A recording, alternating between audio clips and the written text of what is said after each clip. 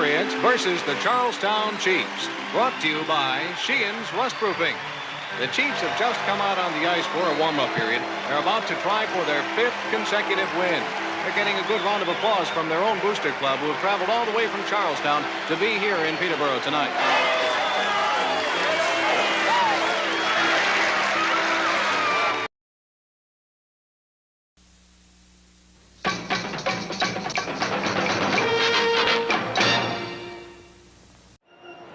Are you a first responder, a veteran, a doctor, a nurse, a teacher, or a Let's Go Blues radio listener? Of course you are. If you're in the market to buy or sell a home, call real estate superstar Mike Burgoyne today at 314-753-4060 or email him at mike@strikewithmike.com to earn special rates today. Cut out the coffee, cut out those energy drinks that make you crash, and put yourself in a position to succeed with an energy boost from RockinThatIDLife.com. You'll be energized, focused, and you'll even experience an elevated mood for up to 6 hours. Check out RockinThatIDLife.com to learn more. A team that was in last place on January 3rd. The players on the bench are bouncing up. History will be made tonight in Boston.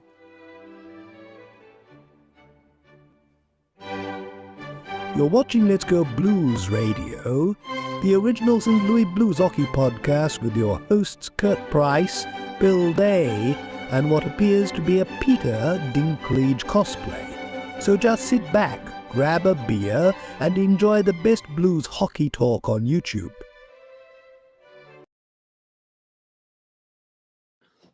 Welcome to episode 26 of season 14. This is episode number 507 all time of the often imitated, never duplicated. The Lord loves a working man. Don't trust Whitey. See a doctor and get rid of it. We're the original St. Louis Blues hockey podcast. Let's Go Blues Radio. Name the movie, Kurt. I don't know. Get Shorty. No, that is The Jerk. Oh, God. It's been so long. I love The Jerk, though. That's a great movie. Check out the Let's Go Blues Minute wherever you get podcasts. It provides you with a daily look into the St. Louis Blues in a quick hit fashion. Smash that subscribe button wherever you get podcasts. It's Wednesday, March 26th, and we're streaming live to the masses. Make sure to follow us on socials at LGB Radio and like, follow, and subscribe to us on YouTube and Facebook. I'm your host, Jeff Ponder. I'm joined by Kurt Price. Bill Day is facing allegations for including a reporter on the Let's Go Blues Radio text thread. That's a no-no. Don't ever do that. Can't do it. No, never. Yep. The agenda for tonight includes the Blues going on an absolute tear, Dylan Holloway getting league-wide recognition, Jimmy Snuggerud's quest for an NCAA title, and more on this powerfully dynamic episode of Let's Go Blues Radio. Mr. Price, welcome back to the show. It's been a while. It has been a while. I have been a busy bee, traveling, vacation, just responsibilities. I didn't even think about it because when I went on vacation to Hawaii, I didn't even think about covering 2 shows. Yeah. I thought maybe we'd get back in time that I could sneak in the last week, but I was on the plane still. Coming to St. Louis when you guys started the show, so couldn't make it. Well, how was Hawaii? Hawaii, I believe is how you pronounce it. It's all right. It's all right. That's good. Hawaii was fantastic. Did you see Ken Wilson? No, I didn't see Ken Wilson. I didn't go to the Big Island. I hear he's on the Big Island. So, didn't go to his pizza place. If he still even has that anymore, I don't even know. But no idea. Yeah, he used to have pizza place there. So, and he was on the news. Did sports on the news there, I believe, as well. I think for a while or somewhere. Anyway, I have no idea. Anyway, he did that somewhere. He did sports somewhere. But I went to Kauai. It was there for a week. I went with Amy, and it was her first time. And it was just the 2 of you. The kids didn't come. Just the 2 of us. Yeah. Nice. We did. So it was half the price as it would have been if we'd taken the kids. Yep. But favorite thing we did was a helicopter tour of Kauai, which was unbelievable. Amy gets off the helicopter and she said to me, she goes, "That's probably the coolest thing I've ever done." Nice. So that was Except yeah. seeing the Blues win the cup, of course. Except that's yes, right. I didn't even think to correct her because obviously she misspoken. Right. In the Uh, moment, you're not thinking that. But yeah, I mean, Right. looking back, you're like, oh, Blues winning the cup, of course. Right. I know, right? So but it was fun. Had a great time. Building up points on a credit card to pay for most of the trip is a good way to do things. So yeah, it was a great time. And it was my third time there. Nice. Probably my favorite time. Definitely my favorite time. Not probably, definitely. Because of who I went with. Oh. Yeah, and You're we not had, even married. we had a great time. We had a great time. So It you was, guys stayed in separate hotel rooms, right? Oh yeah, separate rooms. We're not married. Yeah, good. Separate hotel rooms. Kissed each separate other bed. goodnight at the end of the Just night. to be safe, so neither of us were tempted. Separate resorts. Different parts of the island completely. You actually had to take the helicopter to go pick up Amy every day. Right. Yeah. Yeah. Exactly. So, but it was a great time. Resort was great. The Outrigger Resort in Kauai was fantastic. So yeah, good time. Nice. Yep. I have never been. My wife went once. I have never crossed an ocean, except swimming out 20 feet. So But you've been in the ocean. I've been in the ocean. I have not crossed it. I've crossed parts of the ocean, I guess you could say. Like I said, I mean, we jumped on one of these credit card deals where they said, you sign up now, you get 75,000 points to start off with, and as long as you spend, $4,000 in the first 3 months, which was not a problem. And then that basically paid for, the flight, the lodging, the resort, and the helicopter tour, and so yeah, it was our cards combined did all that. So it was that's the way to go. Look into those deals. It's not as expensive as just only fools pay full price to go on vacation. Yes, Kurt from Trees, the guy who destroyed your yard a couple weeks ago.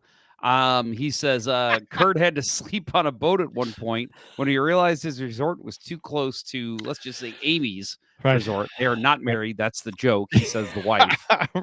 That's the whole joke. So, geez, Trees. Yeah, and then Joe Schmo says helicopter booty call. Yeah, that's a bucket list item, I guess, for me. Yeah, actually, I think that was the name of my metal band back in college. We were the Helicopter Booty Call.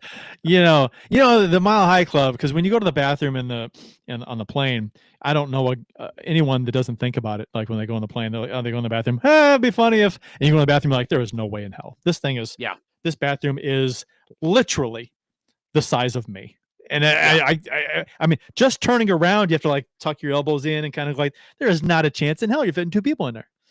Or three or four, how some people like to do. This is going to sound funny, but I don't mean it to sound funny. I actually felt really bad for the gentleman. There was a guy on a plane I was on. I was a teenager. Even as a teenager, I couldn't laugh. I felt so bad for him. He was a bigger gentleman. Okay. Got stuck in the bathroom. Oh, literally took 3 people to literally grab onto his arm and yank him out. I think one guy even had to pull on his leg, and they couldn't get him out. And they almost had to lay in the plane, and luckily they were able to. I think he ended up splashing water on his stomach and grease to grease him up a little bit. Yeah, it was awful. I felt so bad because they had to make an announcement, and they were do we have any? What did they say? Do we have Jaws of Life on board? No.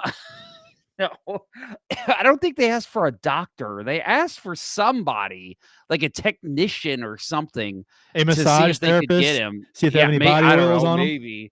And I'm sure massage therapists just run around with oils on them at all times. But yeah, I felt so bad for the guy. I'm like, this is so embarrassing for him. Everyone on the plane knows what's going on. He's gonna go back to his seat. We're all gonna stare at him.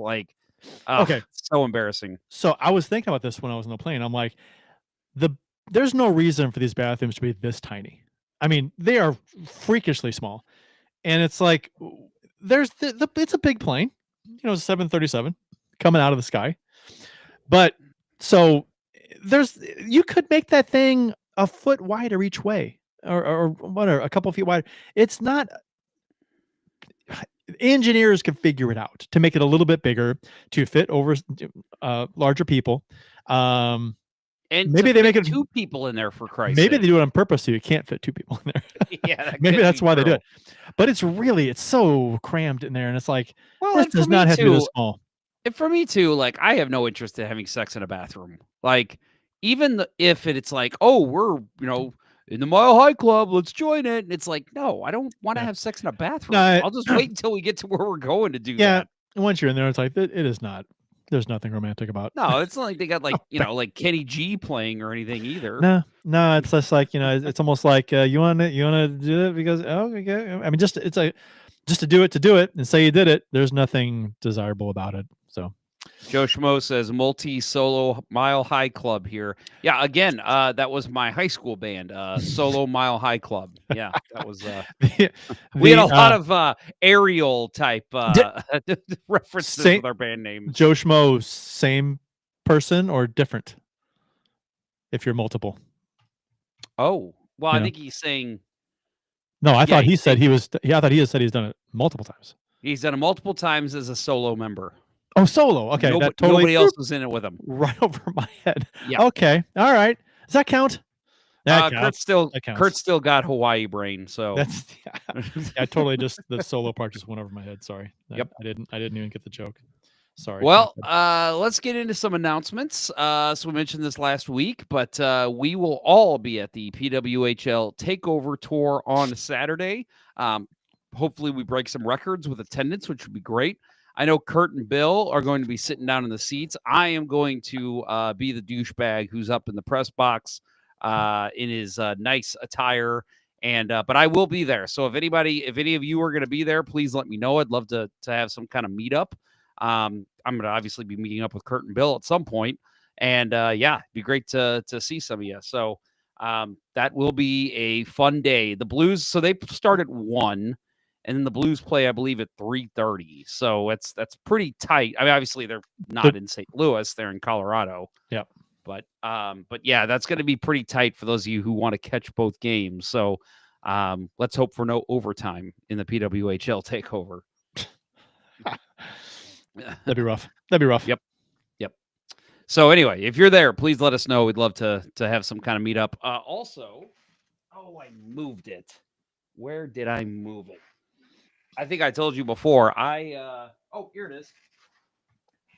I've been working on my basement, so I've been having to move stuff around. If you have not seen this is our wonderful new white jersey. And for those of you on the podcast, tune in to around 13 minutes, and you can see this beautiful jersey. It is it's a beaut. That's the key word there. It's a beaut, Clark. It's a beaut. It is. We will be so we're taking orders for it right now.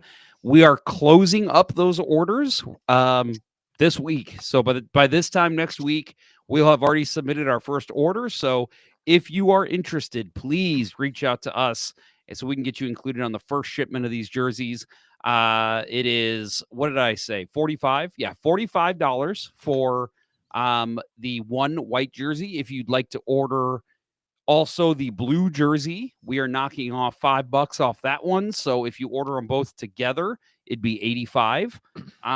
And yeah, so just let us know. Again, reach out to us either on social media, radio@letsgoblues.com, and let us know if you're interested. Venmo me at jponder94 for the the 45 or the 85, whatever you're deciding to do. Make sure you include your name, your number, and size, jersey size as well. Typical jersey sizes like small, medium, large, extra large, 2XL, 3XL. So reach out to us and we will get that all squared away with you. After we receive payment, we will reach out and get your shipping information as well. So again, that is in the next week. We will be closing that up. So please reach out soon.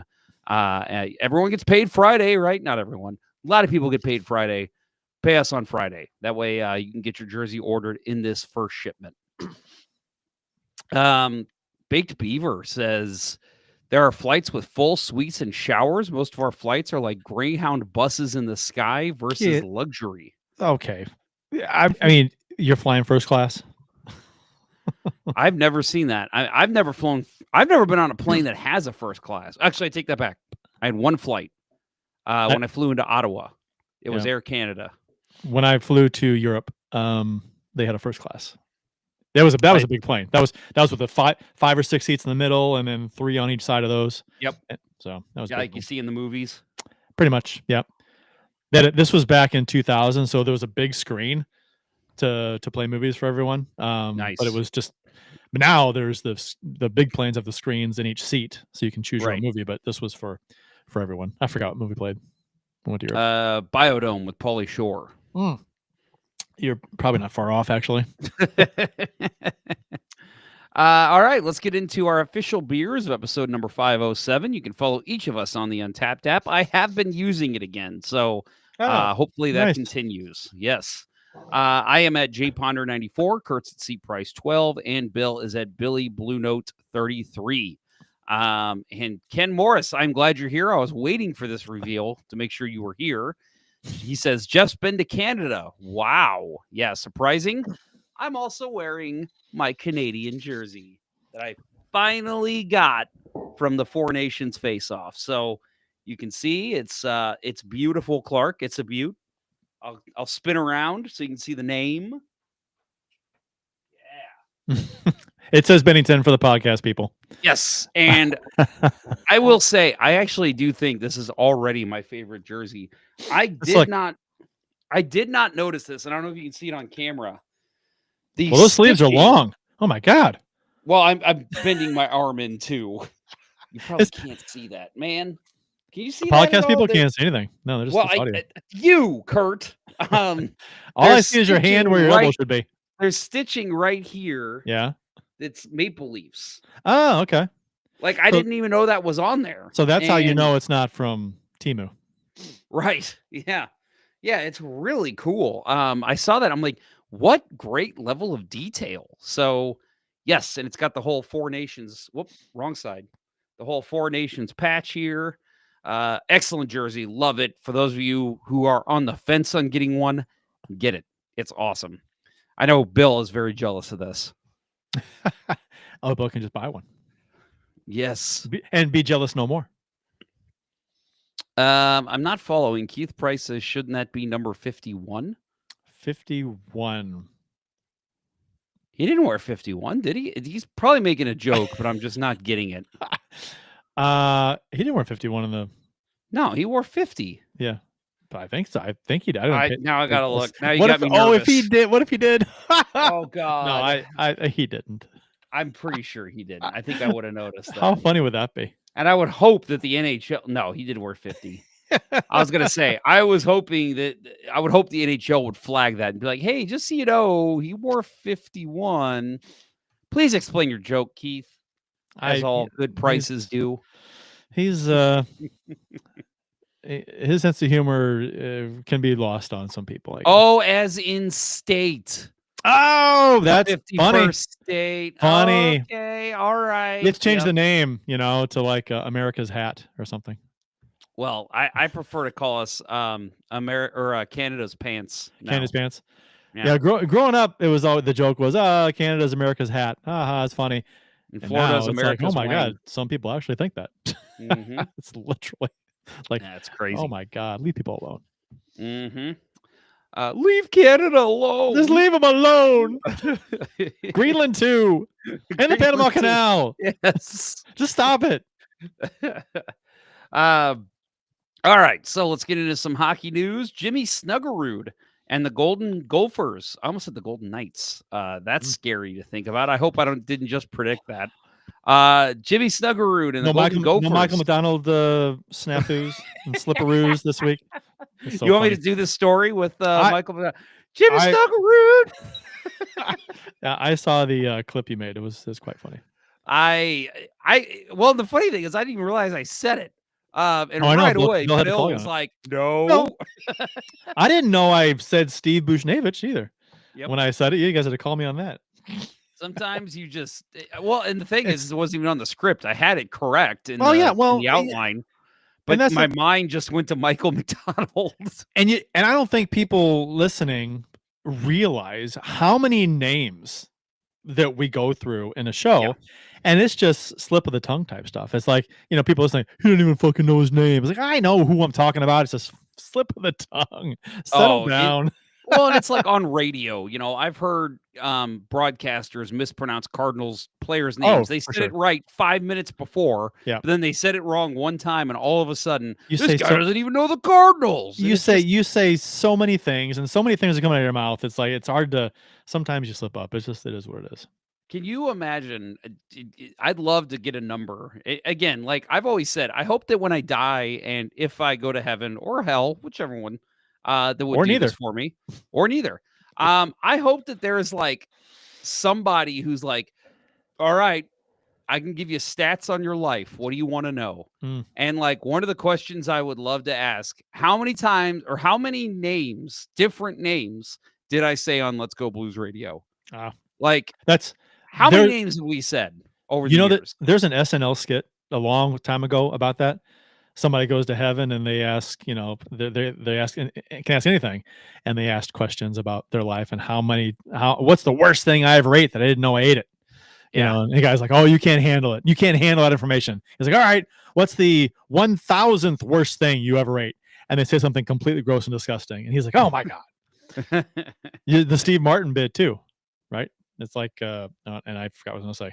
Steve Martin bit. Steve Martin bit from Wild and Crazy Guy.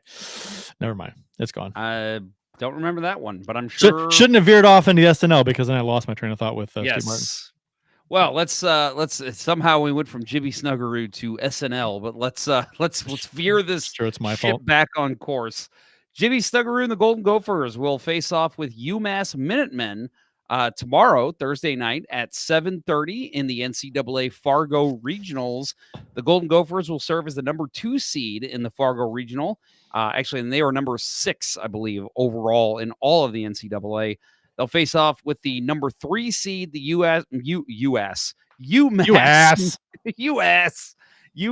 Minutemen in the first game inside Shields Arena.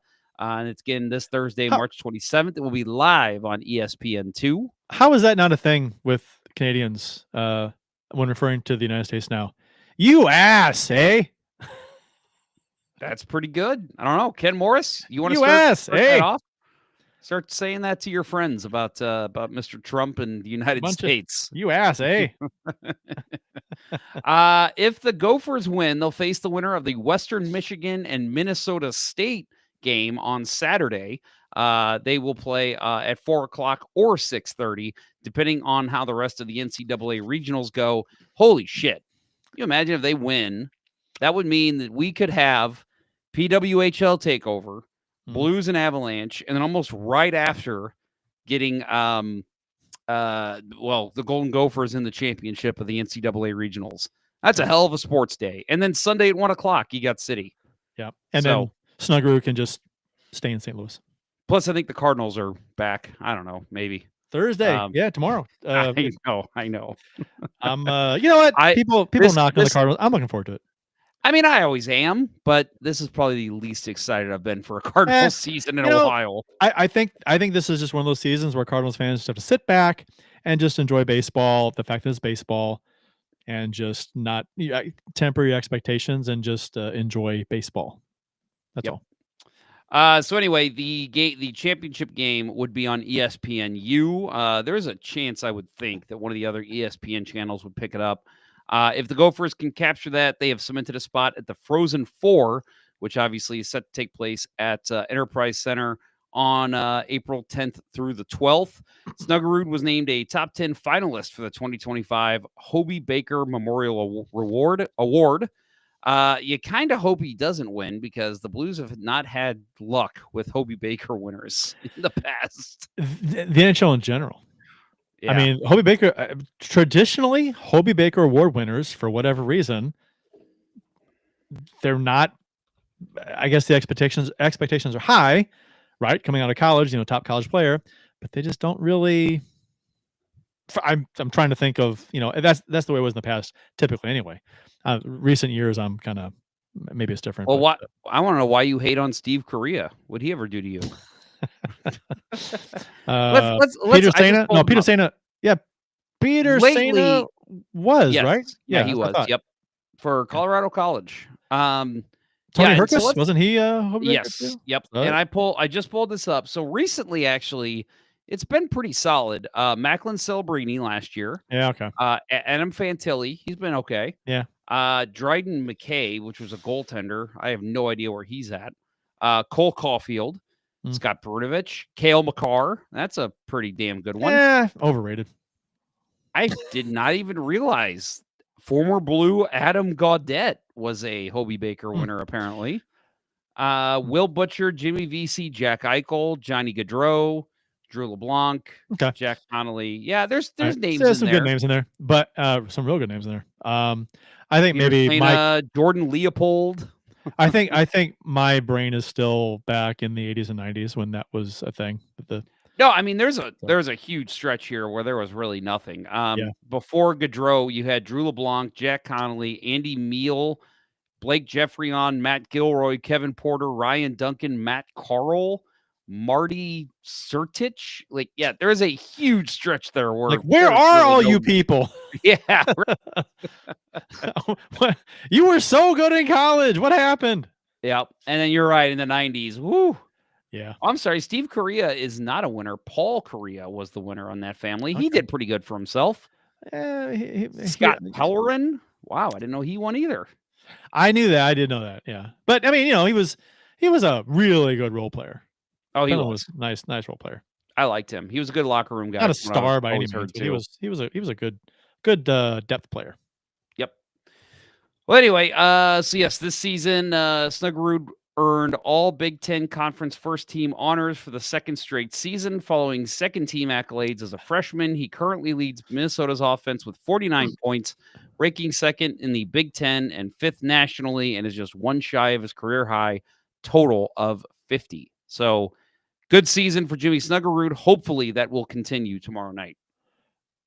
I just realized we started Beers of the Week, but we never talked about beers. All right, well, let's get the beers of the week. I mean, we don't have to. We can skip it. No, I got it. We'll start, or I'll start. I've got Schlafly Pale Ale tonight, which is just one of my favorite beers. Again, I think last week I said that this was the beer I drank all through the 2019 playoffs. So I'm debating whether I need to change it up, because I'm going to do it. I need to do it now. So we'll see. I mean, there are some annoying comparisons coming from some people when referring to this Blues team, comparing them to the 2019 team now. Yeah, and I'm really annoyed by that. Don't do that. You sound silly. But my beer is my favorite girlfriend left this beer at my house, so I am drinking the McUltra. Oh, Tracy? Yes, right. Oh shit, is Amy listening? Amy with a Y. Well, all right. You didn't have any extra thoughts on Snuggerud, did you? No, other than after the Frozen Four, it was discussed before that they would like probably to just have him stay in St. Louis. So yep. Yeah, that's apparently that's something Armstrong's already told him is, when you're here for the Frozen Four, pack a big bag as you're staying. So yeah, so that'll be sign him first. That's the big thing. And it's interesting now with how the Blues have positioned themselves. And he will be, if they keep winning, they're going to be in the playoffs, and it'll be interesting to see how he is used. You have to wonder too if and we'll get to talking about Dalibor Dvorsky being up with the team. You have to wonder if part of the reason they brought him up now was because it was like, look, Jimmy, we're giving our young phenoms a chance. Well, he played one game and sat the second, so yeah, but right. But I mean, still, he did draw into the lineup, and sure. He made a nice play too. Yeah, got power play time. He, I think he played over 10 minutes, so pretty solid for a debut. No, yeah. All right. Well, we are going to take a quick break. When we get back, there's plenty to discuss about our St. Louis Blues. You are listening to Kurt and Jeff on Let's Go Blues Radio. We'll return after these messages. As a hockey player, Mike Burgoyne knows a thing or two about making the perfect play. And when it comes to real estate, he's always ready to score the winning goal for his clients. If you're a first responder, a veteran, a doctor, a nurse, a teacher, or a Let's Go Blues Radio listener looking to score the home of your dreams, you'll receive special rates with Mike. Go ahead, shoot some questions his way, and he'll have the answer quicker than Curtis Joseph on a breakaway. Curtis Joseph got the pedal down. Any barriers? Mike will mow them down like Chris Pronger in front of the net. He'll score you your dream home or sell your existing home faster than a Brett Hall one-timer. Flip past the Hall. He shoots. He scores. See Burgoyne's real estate prowess in action today by emailing him at mike@strikewithmike.com or by calling 314-753-4060. That email again is mike@strikewithmike.com, and that phone number is 314-753-4060. Getting Mike Burgoyne on your team will be the boost your power play needs. Hey guys, it's Jeff. You know, the fun, energetic host of Let's Go Blues Radio. I know I give off a natural energy and cheerful glow, but as I've gotten older, I've realized I need a kick in the pants to get going. I've tried it all, from forcing myself to drink coffee to picking up an energy drink every morning, but none of it provided true, sustainable energy without crash. Luckily, my friend Dustin at RockinThatIDLife.com told me about their product, Energy, which provides exactly what I need. The first thing I do every morning is fill up my shaker bottle with water and a small energy packet, and within minutes of drinking it, my day truly begins. I feel motivated to get going on my work and feel the mental focus take effect as I dive into what I'm doing. I don't crash, and I feel like $1,000,000 throughout the day. Reach out to Dustin today to experience how much better your professional life can be. Email him at rockinthatidlife@gmail.com and get $10 off your first order. That's rockinthatidlife.com, and that email again is rockinthatidlife@gmail.com. Don't let a lack of energy keep you from being who you want to be. Yes, and as you can see, there are a lot of different ways to stamp out thirst with refreshing Stag beer. Now, one of the most popular is this handy six-pack. People like the six-pack because it saves space in the refrigerator, lets them keep more good, cold Stag beer on hand. And you know, when you've got Stag on hand, you've got a mess. And now, back to Let's Go Blues Radio, the longest running St. Louis Blues podcast with Price, Ponder, and Day.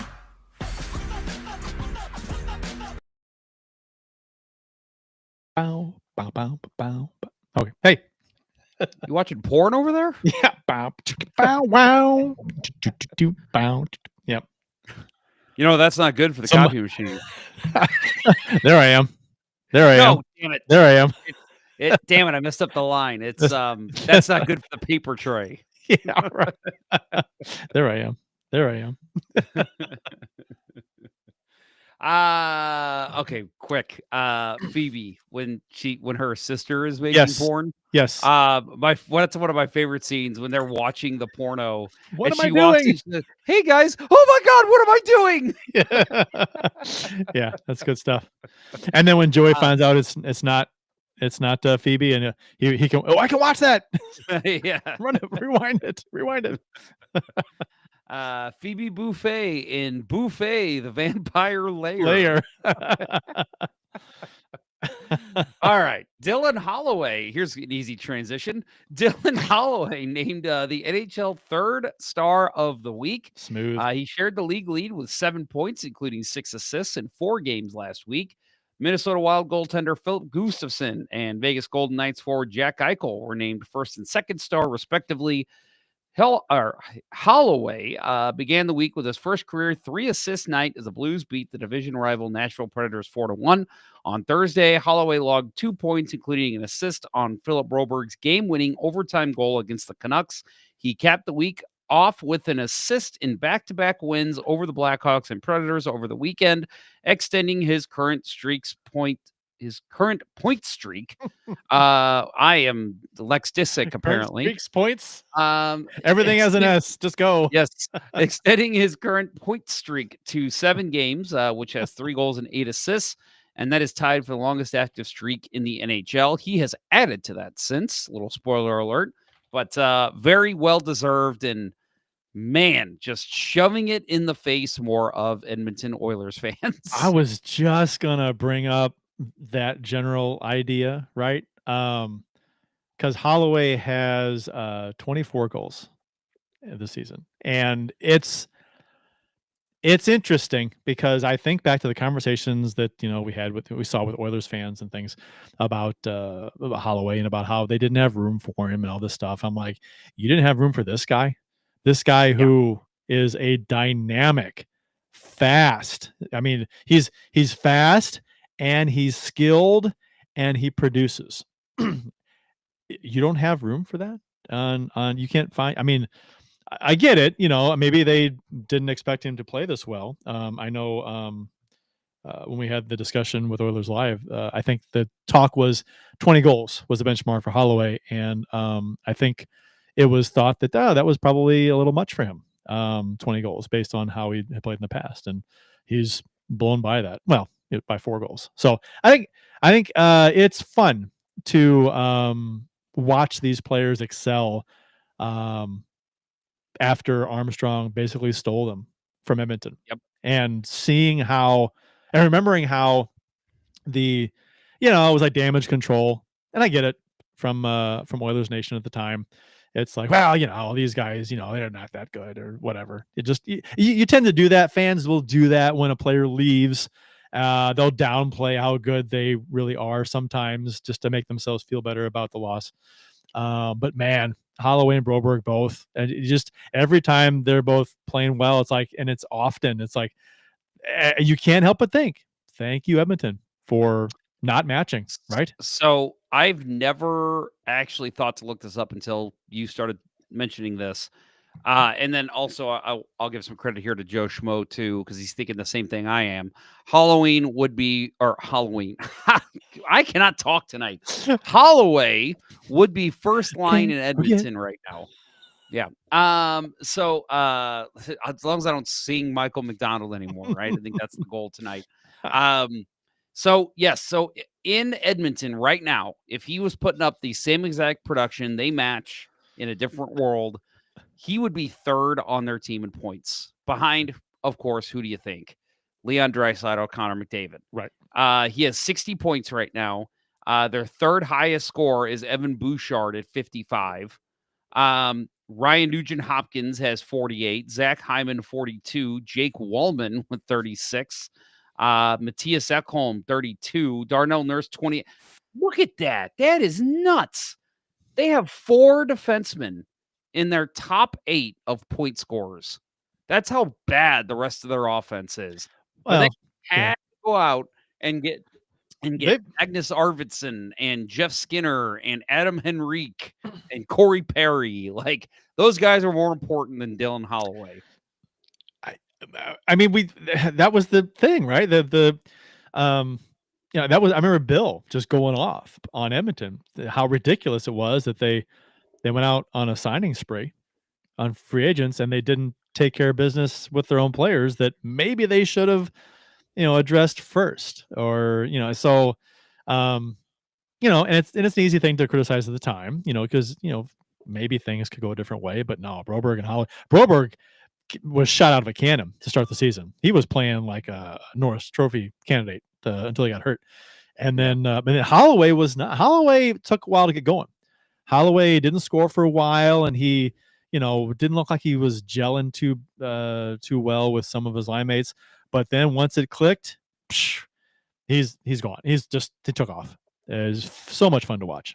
So just want to point this out. First of all, I called him Magnus Arvidsson. It is Victor Arvidsson. Magnus played 30 years ago. Just use last names. Maybe that's yeah, right. Yeah. So Jeff Skinner right now, 60 games played, 14 goals, 24 points, -1. Do you remember when Buffalo thought he was the second coming? It was just Mhm. they couldn't, they were all about him. And that wasn't that about the same time O'Reilly left? Uh, I think. something like that. Yeah. Yeah, I want give to or say he take. was signed a year or two before that, maybe. Okay. And they were all about him. We don't need O'Reilly. We got Skinner. We got to resign. And it's like, it's funny how the turntables.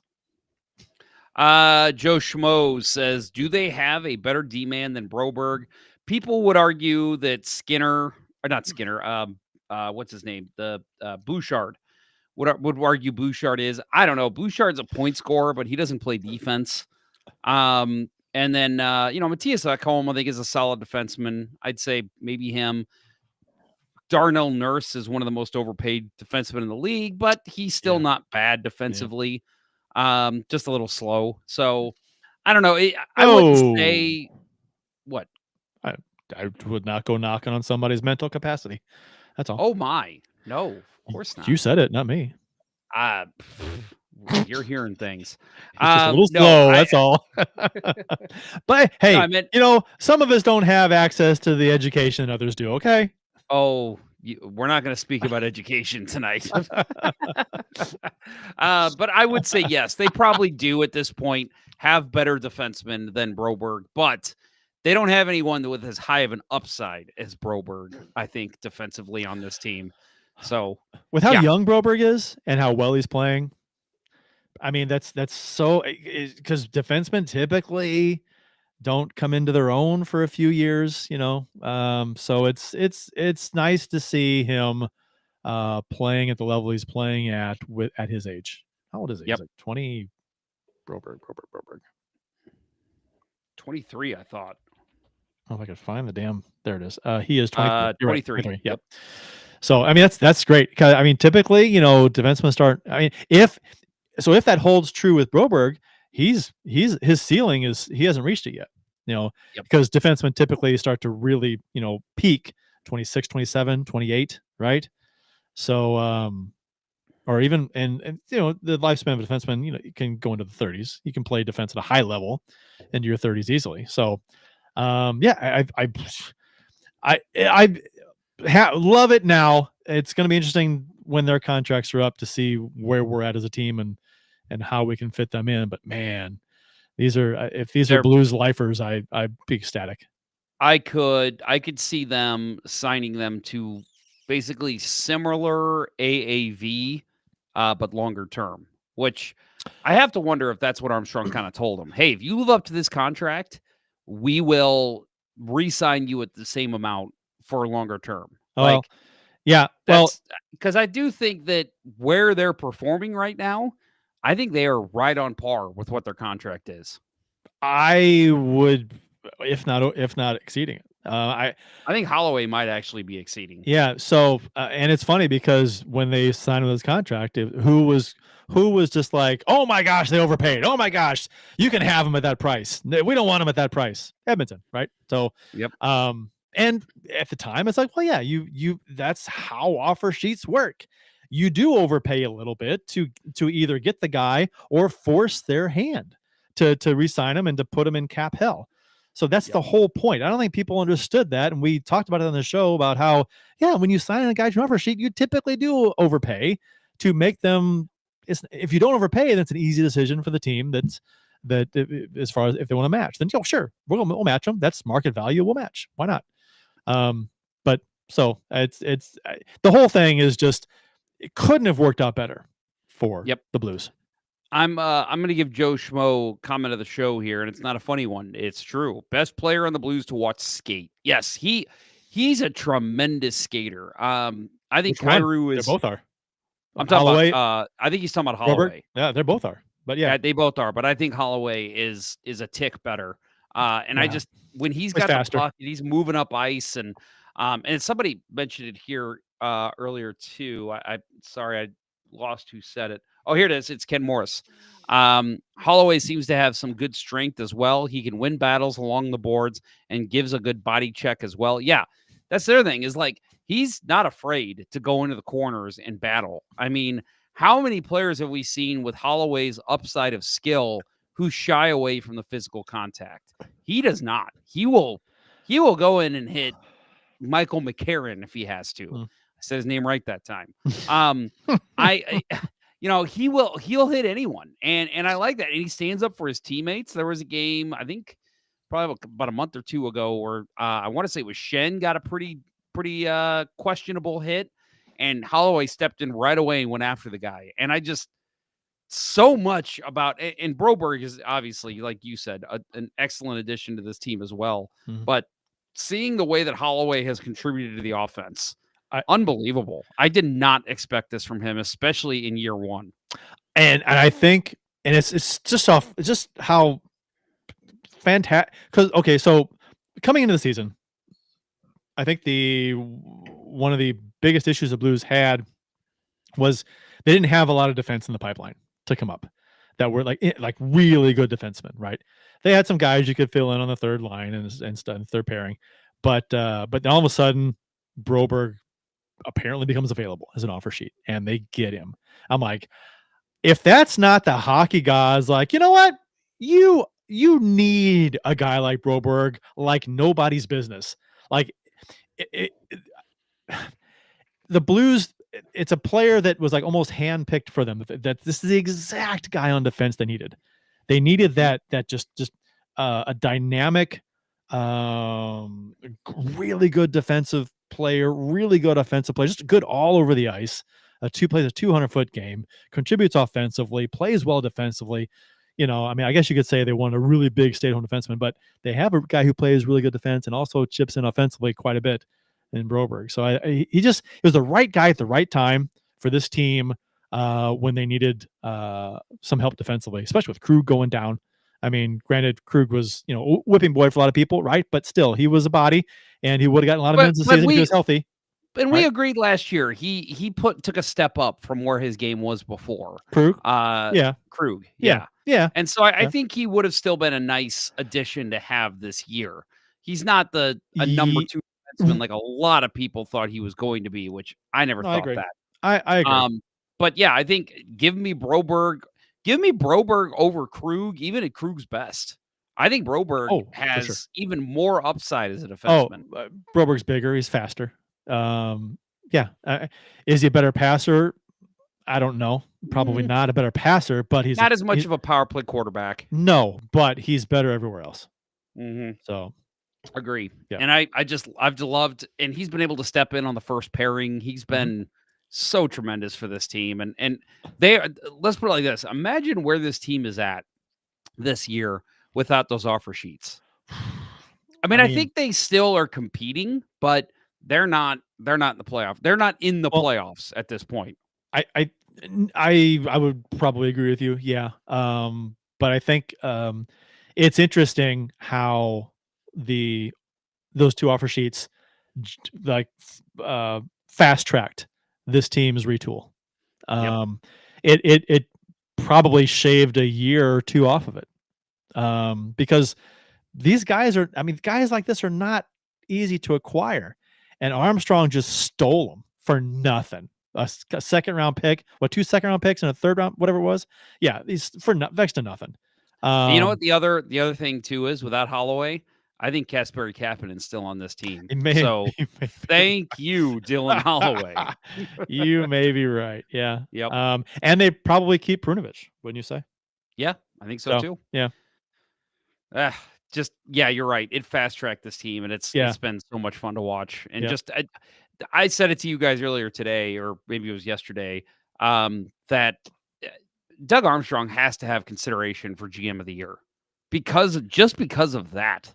I mean, some of the other trades, yes, Foxa was great. Don't get me wrong. Matthew Joseph has been a great pickup, but like guys like bringing those two in on offer sheets and then the years they're having on this organization, unbelievable. I like Texay probably more than most people do. I do too.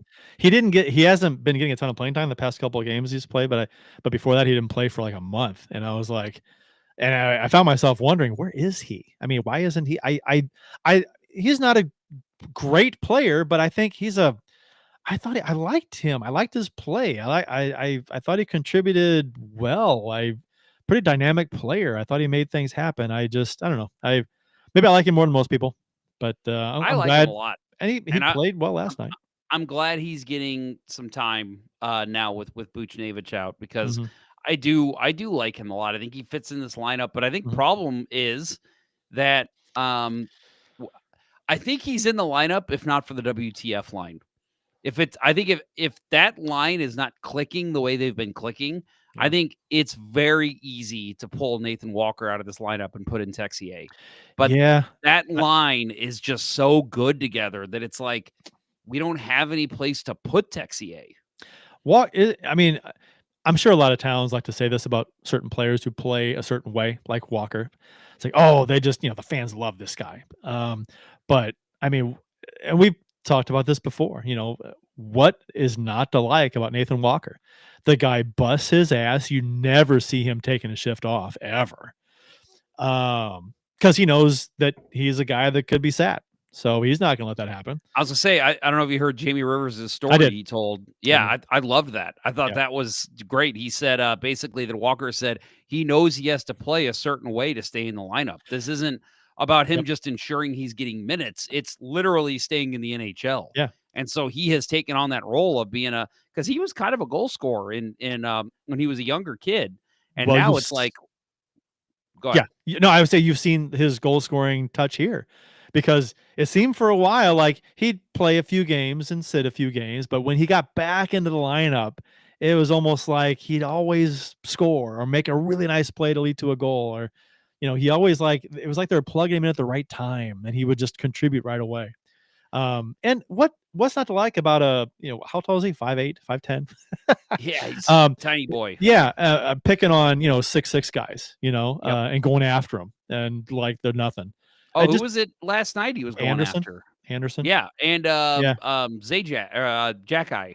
Yeah, and Which, by the way, how is that Jack Eye? Get out of here! Whatever, It's ridiculous. Fucking is. But yeah, Anderson's like a foot taller. Yeah. than Walker, and Walker's like cross checking with him and everything, and I'm like, all right, man, more power to you. I mean, just balls of steel, I guess. Not afraid of anyone. So a lot of great comments in the chat going right now. Keep it coming, guys. Boys, the future is bright. I consider this the best outcome for a retool, a team who wasn't expected to succeed, potentially going to make the playoffs. That's quite the turnaround, and that's from 31 Teeth, which I don't know if we've heard from you before. So that's a new live listener. And then Baked Beaver says Army played chess while others playing checkers. We've got Evan Sandell saying Texier looks like a great bumper for a top line pair. I'm glad he's here. And then he also says we're just too deep. Haha. Yeah, and that's the thing is obviously this is not the most offensively gifted team we've ever seen. I mean, they've been great lately, don't get me wrong, but it really is just that these guys are gelling so well together. Again, I think Texier comes in over a Matthew Joseph, but he's been so good in that third pairing or that third line. I just don't think you can take anybody out right now. Texier is just the odd man out, and it's unfortunate for him. No, it's this team. It's night and day with this team, and how they were, middling along, the middle part of the season, and it's crazy because you'll watch this team, especially to start games. It seems like they start games like they're shot out of a cannon. And I think I've used that for the third time this show already, that term. Yes. But they can come out of the gates, and they are like, oh my God, these are the 80s Oilers as far as they're passing the puck around. It was just amazing. And other teams adjust and that kind of fades a little bit, and teams kind of settle into their game. But man, the Blues can jump on a team if they're not ready. The Blues are all over them as far as moving the puck around. They look like a juggernaut, a wagon, you might say. Yes, with puck management. Well, and I mean, we'll talk about the Montreal game here, but Montreal has been pretty much just as hot as the Blues coming out of the Four Nations face-off break, and the Blues they pulverized them last night. They shot them out of a cannon. Yeah, I was thinking about that because this game, I guess a couple weeks ago, you're thinking, okay, you're looking ahead of the schedule. Okay, Montreal, that's a game that if the Blues play well, they should be able to win. But then all of a sudden, Montreal is like on the same kind of, almost the same kind of tier the Blues are. And I'm like, well, shit, Yep. but then the Blues just rolled over them. I don't know if you have the deserve to win-o-meter from Money Puck, but I ran it a couple times today, and each time it was at about 67 to 74% I got for the Blues 68 winning every time. Montreal. Yeah. The 68.4 to 31.6 is when I just ran it. So Yep. yeah, they handily won this game. It was, the score was 6-1. So the scoreboard was accurately reflected how the game was on the ice. Yep, agree.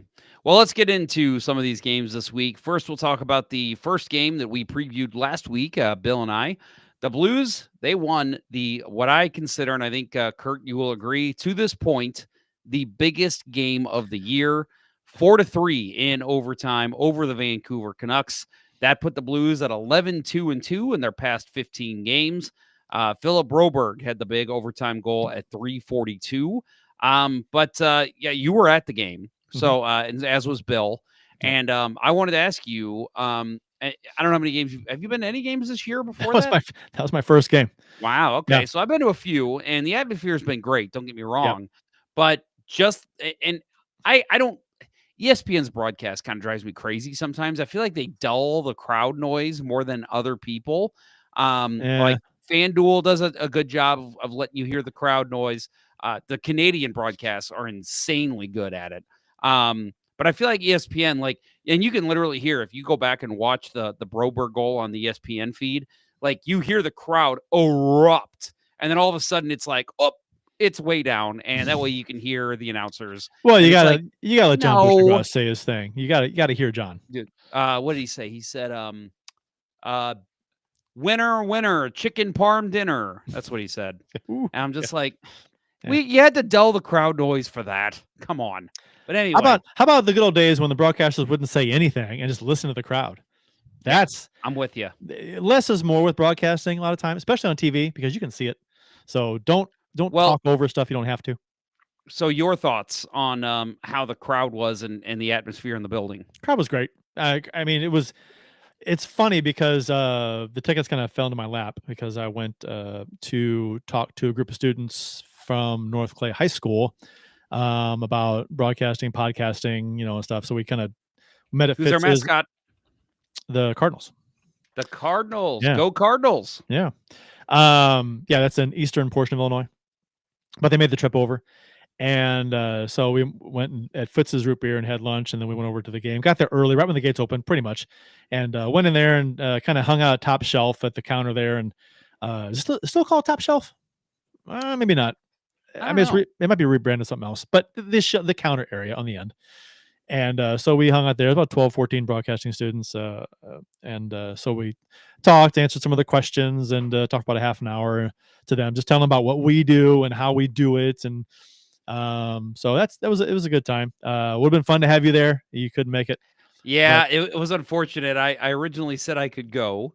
Yeah. And then you were like, oh, I might need you for the whole thing, the whole lunch thing. And I had a presentation I'd do for work. And then you were like, well, actually, it looks like you could still go. And I'm like, yeah, I already made other plans. Yeah. Well, at first it was like, that was the deal. They wanted to come and talk. Oh, okay. But then I was like, I would love to do, honestly. And then I didn't know how many tickets they had. Then I was told the day, right before the day of, I'm like, oh, they have like a few extra. And I'm like, well, you can just come. They were trying to give them away to, do you know anybody? I'm like, well, I tried a couple people, and it was last minute, so it was hard to do. But that was fun. But yeah, the crowd was great there. Fun atmosphere. The Blues played really well. They kind of owned the game, I thought, early on, and then but nobody scored. They finally got on the board, which we can talk about. But I thought the Blues played really well in the first period. Yep. Just didn't get on the board. Yep. Yeah, I agree. They played very well throughout the game. So you mentioned they did not get on the board in the first period, but they did score twice in 24 seconds to take the lead in the second period. I'm sure that was very exciting for the third crowd to witness. That was third period. That's right. Third period. Yep, yeah. Tucker and Holloway. Oh my God. Well, okay. So the Blues scored in the second. So you had the 1-goal lead going in the third period. And you're like, okay, just play a good third period. They played well this game. And all of a sudden, Vancouver comes out, bang, bang. It's 2 goals in the first, 1 goal right away, and then 1 about 5 minutes later. And it's like, well, shit. Now we're losing. It's like, shit. And then, two goals back to back before, obviously before the first goal is even announced, really. And it was Holloway and Kyrou, right? The two speed demons down the wings. And it was the old NHL 94 roller hockey goal. You blaze down, you come in, you pass across backdoor goal. Pretty simple stuff as far as like game plan goes, but they executed it perfectly. Luckily, defenseman didn't get more of it with the stick. It went off the stick, but Holloway scored because Kyrou passed him. And I'll say I thought Bennington didn't have a chance on the first two goals. Screened, and they were both from very similar spots on the ice. I thought you watched the replay. There was actually one that was directly behind the shot, and you can't even see Bennington. And it's like you can't expect him to be able to make that save. So I thought he played well in this game. I will say you didn't like the third goal. I did not like the third goal. It was a hell of a shot. Great shot. It was a great shot. It was a hell of a shot for Brock Besser. And I will say too, and he challenged. He came out. Nobody was on Besser. Like, how do you not have somebody on the left side of the rink to cover for that pass coming across? Do you know what's funny is that that whole sequence, and the play and the couple plays leading up to it I thought Falk had a horrible couple shifts there. I thought when he cleared the puck out and dumped it into the bench from the Blues own zone, I was like, wow, dude, fucking come on. Brings the faceoff back into the zone when that would have killed a large chunk of the rest of the time remaining. But they won the faceoff, right? And they get the puck out again. And the puck comes in the corner. And then Falk is in there first again. And when it was I said, it's over. It was over when the puck came out. It came in, and he's in there first, and he doesn't try to clear the puck when he's there first. If he just whips the puck out, he tries to kind of kill it, and it loses it, and all of a sudden Besser, I didn't see him over there.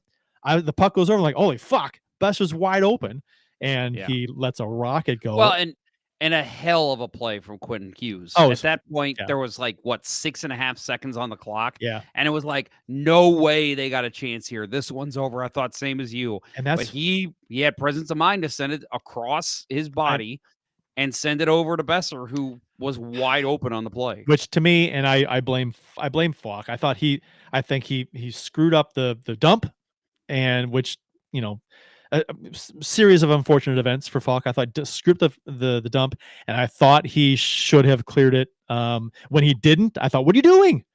There's 8 or 9 seconds left or something, and that's, I guess you can try and kill it in the corner, but if you do, you gotta cover it, you gotta kill it, and he didn't. He had time to. I thought he had time to whip it out, but and when Besser scores, I'm like, I turned to Bill and I was like, I cannot believe that just happened, because it goes from the biggest game of the season. And Bill and I were talking during the game, man, we need 2 points in regulation. That'd be huge, to get that 2 points in regulation and not give Vancouver any.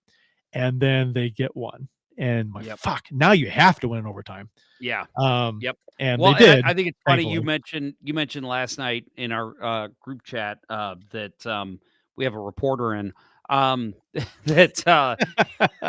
you said something along the lines of, fuck, what is with teams not being able to hold leads against Vancouver and Calgary? Right. And I almost responded with, hey, the Blues couldn't either. Yeah, I know. It's not just other teams; it's us too. I know. Calgary's been the comeback kids lately, and against the Islanders. The Islanders the Islanders took the lead with like a minute something to go, and then fucking Calgary ties it up again and goes to overtime and wins.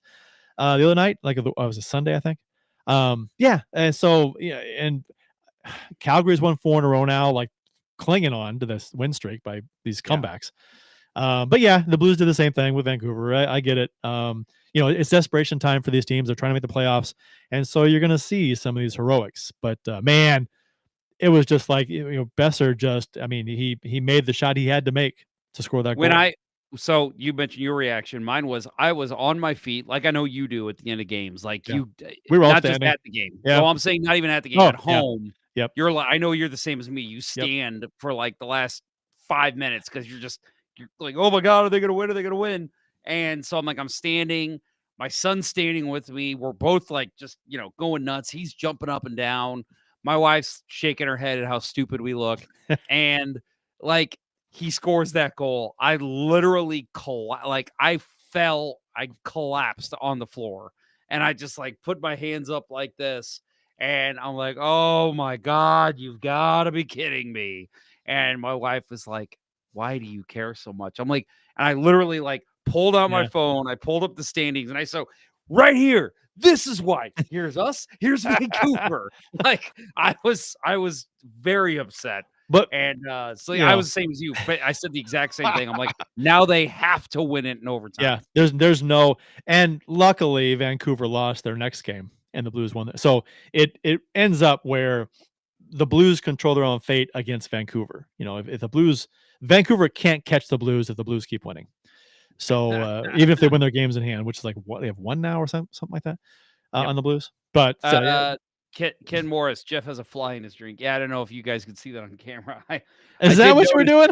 Yeah, I noticed something in my drink, and I know what it was. It was a little piece of plastic that was in my drink, and it's because I had this sitting on the counter, and I left it out, and a piece of my crown molding came off about an hour ago. So yeah, it was a piece of my crown molding. So I've been drinking crown molding all night. So well, you could drinking a Crown Royal, Crown and something. What's a drink? What's a Crown Royal drink? Crown and I'm not a Crown Royal guy. Crown and soda? Is that what you mix with Crown? I don't know. I just like sitting here watching you struggle. Crown and Coke, I believe, is a Crown drink. And Coke, yeah, Crown and Coke. Okay. And then yes, Trees, you're on fire tonight, Trees. The dad pose, standing several feet from the TV, staring at the TV with your hands either behind your head or in your pockets. Mine's on my hips. I go on my hips. I will intense moments like on the power play or in the penalty kill, or I will be standing with my hands on my knees, just kind of slouched over and just like staring. Amy's got picture and video of me doing this stuff. She'll be on the couch like laughing and and she'll show it to me later. I'm like, you're insane. Yep. And then like when there's a good play, like if Falk would have cleared on that play, I start clapping like I'm into it. I am so into the game. And same thing. I know Jessica's just sitting there on the couch, just shaking her head or trying her best not to pay attention to me. I'm always talking to the TV saying, I'm pointing this way, pointing that way, like I'm on the bench, just directing the teams like, open, pass, cover that guy, watch out, back door. I'm a mess. He says Crown and Sprite. Never tried that. Okay. Matt Harris says, I never took Jeff for a plastic muncher. Screw you, sir.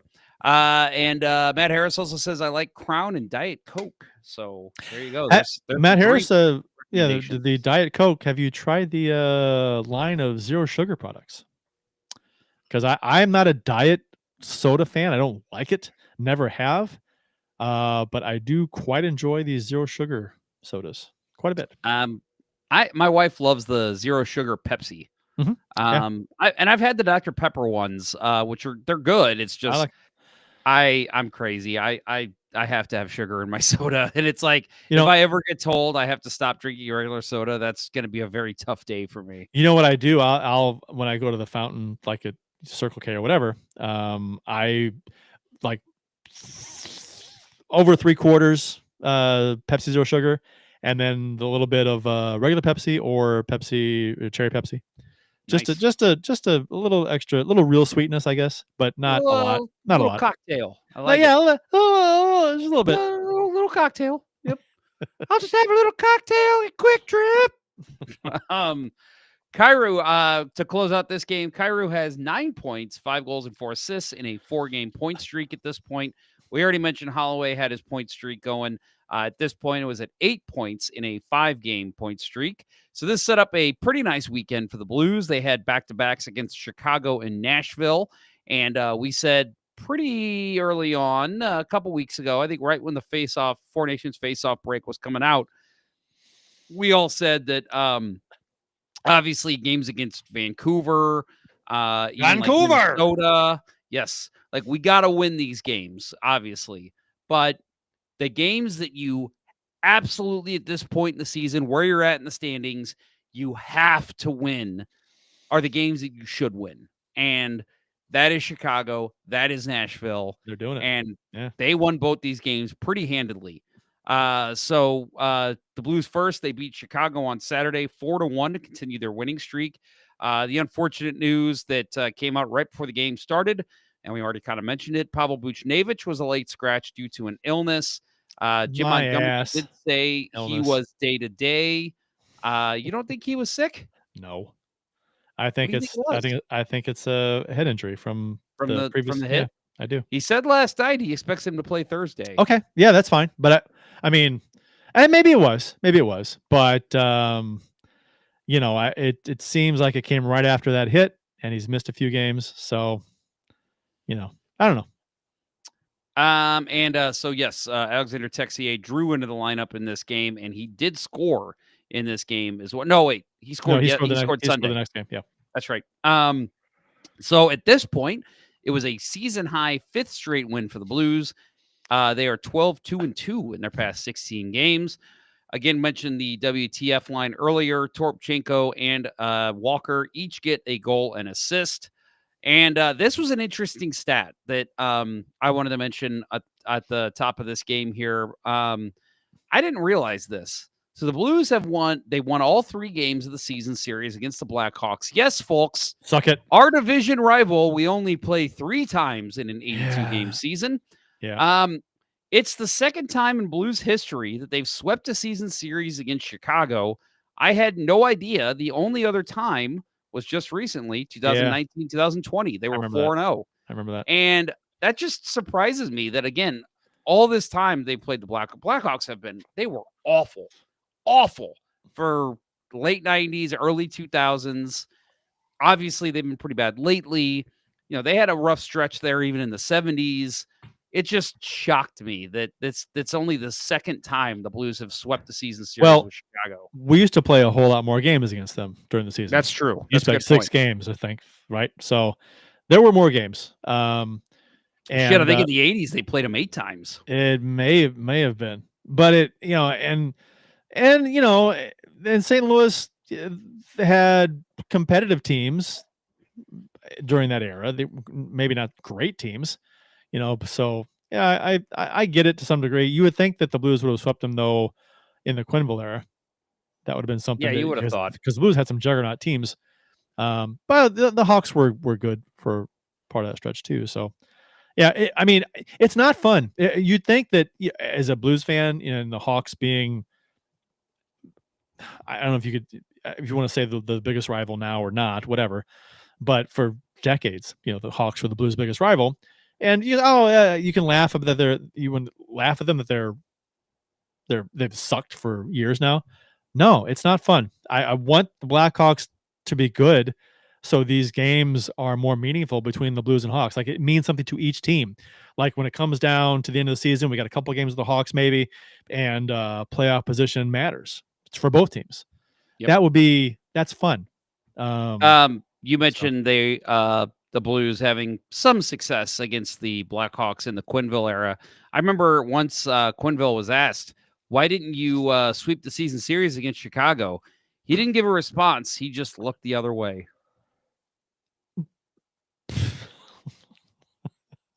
That's a joke, folks. All right. Crickets. Wow. Did he grab a scotch first and then look the other way? Yeah, right. So Matt Harris is about to make Kurt Price mad. He says, as someone who joined the bandwagon in the second round in 19, is this the same kind of excitement we had at this point of that season? Similar. Yeah, I guess you missed the part of the show that brought this up. I will say, this is exciting. I'm loving it. Clearly, it's not as exciting, and I'll say for one reason for sure. Blues have already won a cup now. Yeah. Nothing will match how amazing that run was ever. But the Blues weren't in last place either this season. Yes. And this team, even though the Blues have had this crazy run, I think we can all agree that this team was never expected to be as good as that 19 team. It was crazy. They were so bad when they were. Because the thing going into that season was the Blues were supposed to be a cup contender. We thought they were. And they came out, they didn't have the goaltending. They didn't have, we said that the only question mark for them right now, because was Jake Allen was their number one at the time, and it's like, yeah, can you be a cup contender with Jake Allen in net? No. I don't know. Although Philadelphia was with Michael Leighton in net, so I guess anything's possible. I guess anything's possible, but and Mike Yeo was a coach that we were never sold on ever. Yep. So those were two things the Blues addressed, and they went on a run. So yeah, different. How big of a shock, and I hate, again, I know there's some Allen fans here, and that's fine. I love Jake Allen as a person. I interviewed him many times. Very, very, very nice guy. Just not a starting goalie in the NHL, and especially for the Blues, just was not going to work here. Oh, they tried to make it work. They tried. Number one position year after year after year. Well, and that's why we had such a problem with him. I think if it would have been like, okay, clearly, if they knew, well, they did know, but they just kept trying it anyway because he was our goalie of the future. If they would have just accepted that he was a good backup, I don't think there's any animosity towards him from any Blues fans. But because they just kept shoehorning him, it's like, how can you like a guy that is just not performing? But anyway, well, how crazy is that? They addressed the problem in net that many fans were asking for years and years, which that is the one time that I have agreed with Blues fans on goaltending. And they finally address it. They go win the cup in the same season. Unbelievable. So mentioning 2019, let's talk about quickly Patrick Maroon, Oakville native right here. His roots, I'm sure I'll start seeing him at the gym here pretty soon. Prior to the game, I'm sure he'll work out at Club Fitness. He's going to want to save some buck with that $20 a month. He is not going to do anything. He is going to balloon up bigger than Kachuk. I will see him at Blarney Stone for sure. he's going to, Kachuk let himself go, and, he earned the right? But I cannot see Maroon staying in shape after he retires.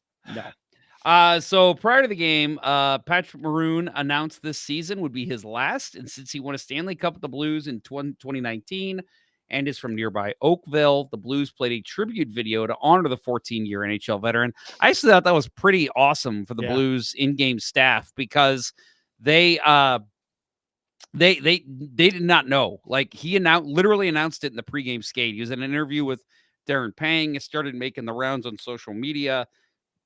Was it first intermission? Jamie Rivers got him on the Blues broadcast too.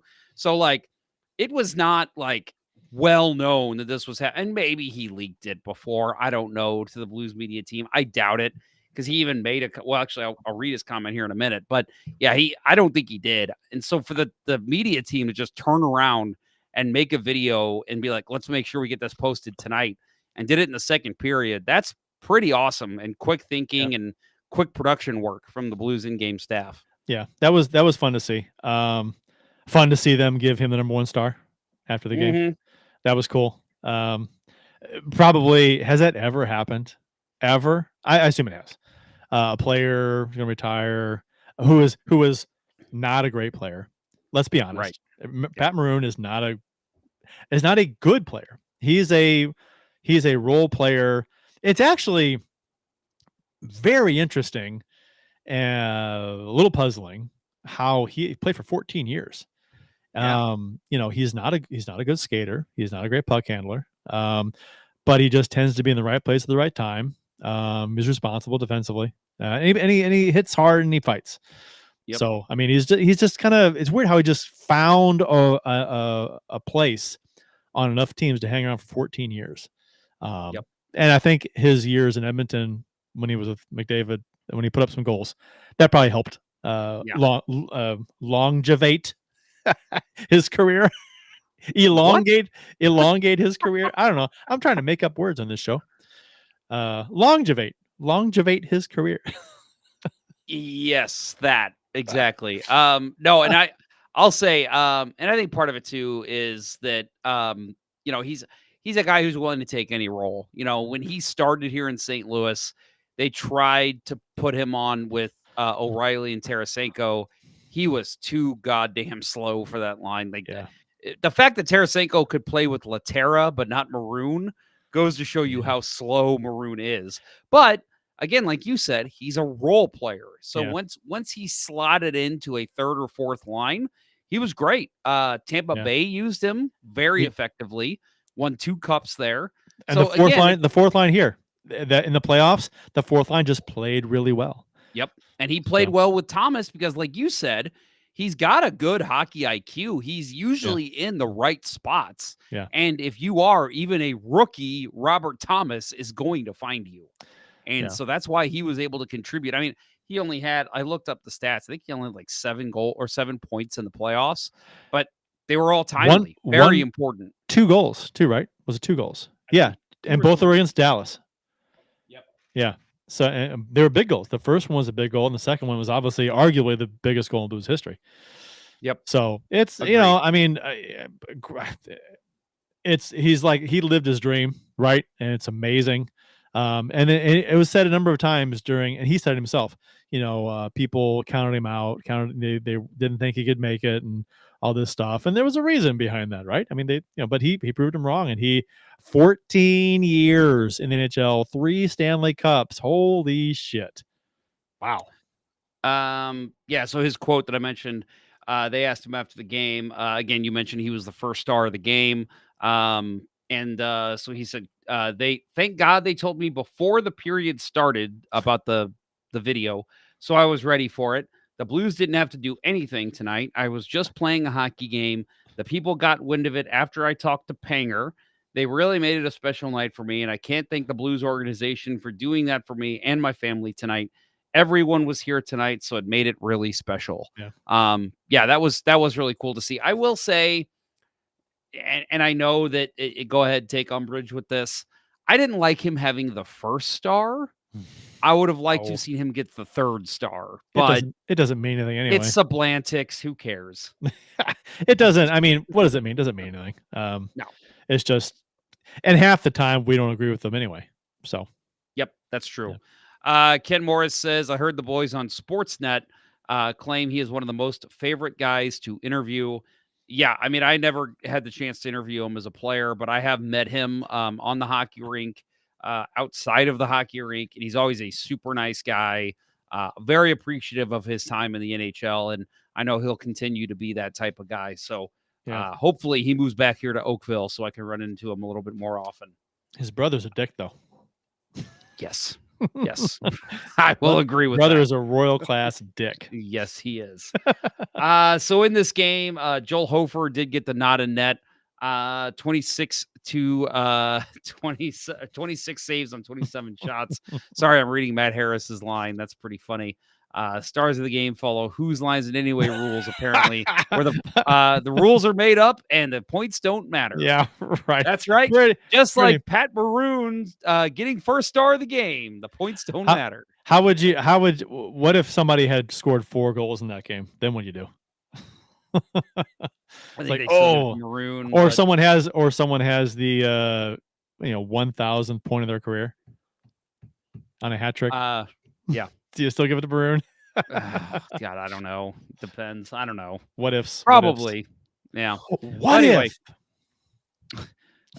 So Wildcrats. This game, obviously the Blues played very well in this one.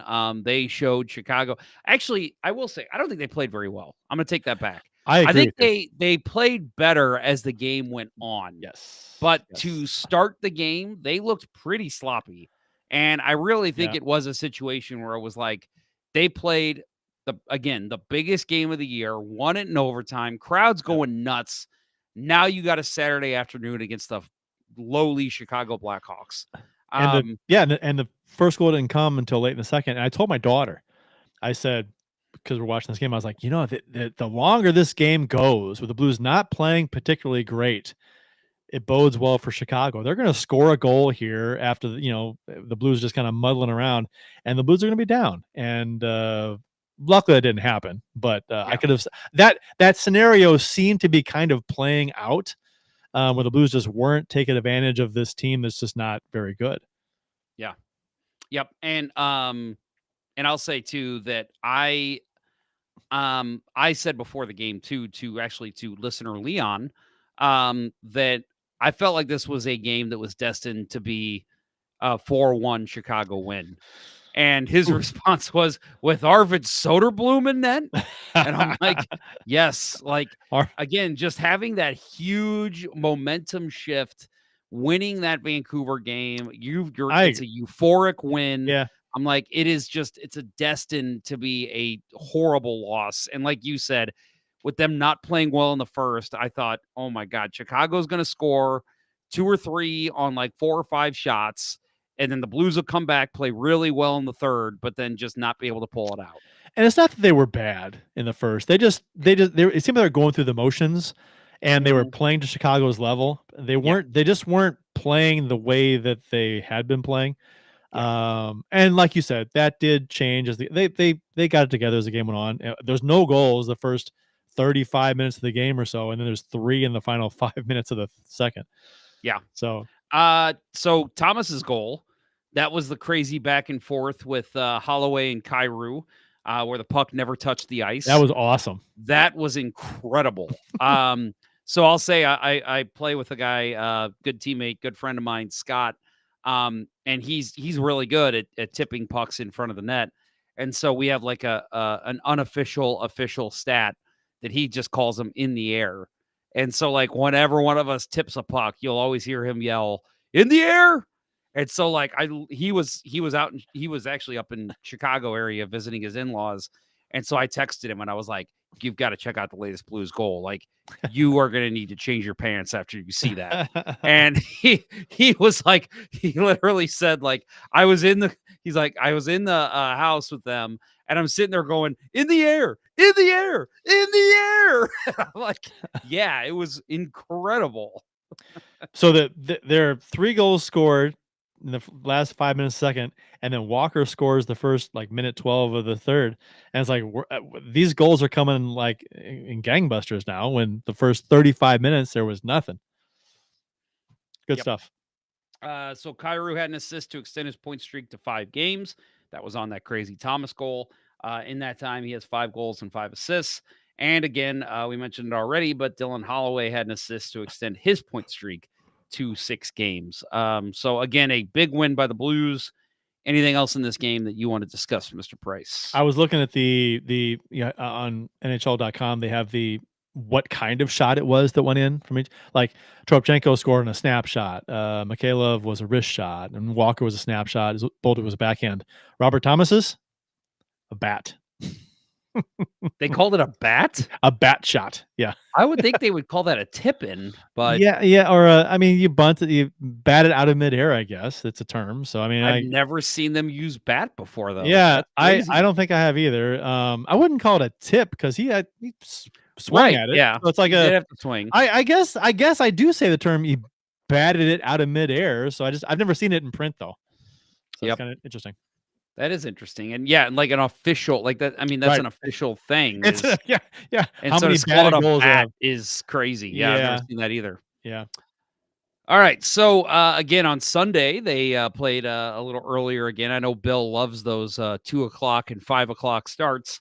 So Blues won this one again, 4-1. And this was against the Nashville Predators at home. This was the Blues again, extending that season high, 6th straight win. They are now 13-2-2 in their past 17 games. After this win, the Blues led the Calgary Flames, who had 3 games in hand, by 4 points for the second wildcard spot into the Stanley Cup playoffs. So Calgary, as you mentioned, playing good hockey, winning games. They have passed Vancouver at this point, but the Blues are just not letting them catch up. And yes, right now it's like, yes, there's still games in hand, so you have to take care of business. But I mean, if you just continue winning, well, they're never going to be able to catch you. If you continue winning, you're going to catch Minnesota. Yeah, they're 2 points behind them, and Minnesota only has 1 game in hand, and Minnesota is struggling. They are missing Kiprusoff, and someone else too. Kiprusoff, Jesus Christ, Kaprizov. And what's the difference? I put the wrong emphasis on the wrong syllable. But actually, I was going to say I did for the Let's Go Blues Minute, which smash that subscribe button. I did talk about the Wild. Yeah, they are 7-8-1 since the Four Nations face-off break. They're not good hockey. Not good hockey. They're struggling. And they got smoked last night. Yep. So I think they got smoked. Was it 6 Yeah, 5-1? 5-1 by the Golden Knights. Okay. So yeah, and they're struggling. So I mean, Blues are 2 points behind them and if the Blues keep winning, they're gonna pass Minnesota unless Minnesota gets their act together. So which they won't. Well, and it's the thing too is that part of it is they're missing key players. So it's like it's hard to get your act together. Like hey, get your act together. But we're missing talent. Yeah. It's not. And I've always said, oh, you can't use an injury as an excuse. The fuck you can't use it as an excuse. Well, don't say it's an excuse. It's a reason. Yeah. Because sometimes you can't overcome a key injury. You just can't. You don't have the talent to do it. Guys aren't stepping up. You just can't get it done. And it's not an excuse. It's an excuse. No, it's a reason. It's a legit reason. Just the way it is. Agree. So Robert Thomas, we mentioned him earlier too. He's got 3 assists in this game. Second time this season that he's had 3 assists in a game already. Falk, goal and assist in this game. Jordan Kyrou scored his 30th goal of the season. That extended his point streak to 6 games. He now has 6 goals and 5 assists in that time. But the big news out of this one, at least for Blues fans, Dalibor Dvorsky makes his NHL debut in this game. We mentioned him already. 10 minutes on the ice, 10 minutes, 40 seconds on the ice. He would have had a 3rd assist if that were such a thing. But really set that play up. And I thought overall looked pretty comfortable. Yeah. Did it annoy you that they initially called it as an assist in the game and they announced it? They announced it too. I'm like, what is everybody looking at? He didn't get an assist on this play. I could tell right away at full speed live. I'm like, that was tipped into the side of the net. It was easy to see. Yeah, it was what I'm trying to blank on who the other 2 players were, but it was Texier that scored. Thomas. Right? Thomas. No, it was Kyrou scored. It was neighbors and Thomas. Yeah, it was the power play goal, wasn't it? You're right. It was Texier, Thomas, and Bolduc with the assists. So, because it was a power play goal. Yeah, it was Texier. Yep. So yeah, and I said the same thing because he slid it to Bolduc, who hit Thomas on the boards, and then Thomas in front to Texier tip in. And you knew it was a tip in. And for them to, again, I really think it was just the Blues like, hey, we got an opportunity here to announce Dvorsky's name. And it's just. So they announced it wrong? Yeah. Like, you're going to rescind that. Like, no, who didn't? I mean, it wasn't like it was a barely a tip in front. The puck was going wide and it was like slammed into the side of the net. I thought it was obvious that maybe it was wishful thinking. I don't know. People saw the pass from Dvorsky, and I guess they were all got excited and gripped the stick too tight. Yep. and they botched the call. No, I think overall, though, he played very well. This is the only time we've seen him so far. I do think we'll see him again as he's still with the club at this point. But yeah, right now, did not. And again, I think it's Oscar Sundqvist because of the issues he's had with his health.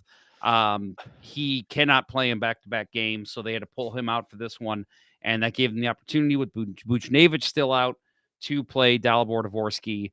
And again, I thought he looked very comfortable. Is he ready for first-line minutes, 20 minutes a game? Absolutely not. But with the ability this team has to have all 4 lines rolling, playing well, this isn't a situation of putting Tarasenko out there with Chris Porter and Adam Cracknell. Hey, Chris Porter. I liked Chris Porter. I liked Porter, but you're not when you're inserting Hitchcock, when you're inserting a supreme young goal scorer into the lineup and you're putting him on the 4th line for 5 minutes a game with Chris Porter and Adam Cracknell, you're not going to get production out of that player. Yeah. And this is not that situation. I think you could even put Dvorsky out there with Toropchenko and Faksa, and he would still be an offensive contributor. So with the way this lineup's rolling, you can put him anywhere, and he's going to be able to contribute offensively. Goalies in this game, Jordan Binnington, 31 saves. Thought he looked pretty good in this one. Did not Did not get super tested like he did against Montreal a couple times, but did make some big saves down the stretch to keep the Blues in the lead. Eustace Anunin was in goal for Nashville. That I just wanted to say his name because that is weird as hell. 14 saves on 17 shots. Blues did score a power play goal. Nashville did put 32 shots on goal, and that ended St. Louis's run of 16 straight games of allowing fewer than 30 shots. And it was 32 shots to 18 for the Blues. That was that's unusual lately to see that. Yeah, that's the numbers we saw early in the season. Yeah. And the fact that they are just allowing, they don't even have their top defenseman in the lineup, and they've been allowing about, I think last I saw the average was 24 shots against a game since Four Nations. Yeah, and to be honest, Nashville had 17 shots in the third period, so over half of their shots were in the third period, and the Blues only had 3 in the second, so and 6 in the third. So the Blues had the same amount of shots in the second and third combined as they had in the first period. Wow. Matt Harris with a hot take here. Our fourth line plays more consistent than our first line. I think you're right. The WTF line, you know what you're getting out of them every single night. And I gotta appreciate your comment there. Matt also adds, I don't like Dvorsky on the third line. I don't think there's a better spot right now, but I don't like it. Again, I just don't think you're gonna, especially in his debut, you're not gonna play him with Thomas and Kyrou. You're gonna get him on that third line, and especially with Sundqvist being the one out, that's where he's gonna slot in. Although, you know what, if Dvorsky gets in a game where the Blues are either up in a route or down in a route, why not stick him on the top line with, just put Thomas, Kyrou, and Dvorsky together, whatever, however you want to do it, on the top line, and just to see what happens for half a period. Yeah. Well, that's all we did on the power play. Why not? Winning unlimited. Excellent comment here. Cracknell and Porter would be amazing with Blair Atchinham. Number 23, but number 1 in our hearts. Yeah. So after the Predators game, it was announced Zach Bolduc was fined the maximum allowable for cross-checking Nick Blankenberg. He got that is $2,248.26, which is the maximum allowable under the CBA. How stupid is that? The incident occurred at 13:32 of the third period. Bolduc was assessed a major penalty in game misconduct for cross-checking after Blankenberg's neutral zone hit on Robert Thomas. Wow, I was gonna say, I love the fact that he stepped up to protect a teammate. I don't like the fact that he didn't see it the way he thought he saw it. Or he did. It's not the way he thought he saw it. You know what I mean? Yeah. He thought, it was a. Well, it was I'm a with nothing Jamie play, Rivers. actually. I'm with Jamie Rivers on this. At full speed on the broadcast, It looked like I jumped out of my seat. I'm like, fuck that guy up. Somebody destroy him. Yeah. And when Bolduc did that, I was like, yes. And then I saw the replay, and I'm like, not as bad as I thought. Yeah, he almost missed him entirely. Yeah. And I don't think he stuck his knee out. I think he was actually trying to cut across. Yeah, he didn't. And just kind of get his body in the way. And I'm glad because Rivers, before we saw the replay, Rivers was like, he stuck his knee out, basically fuck him.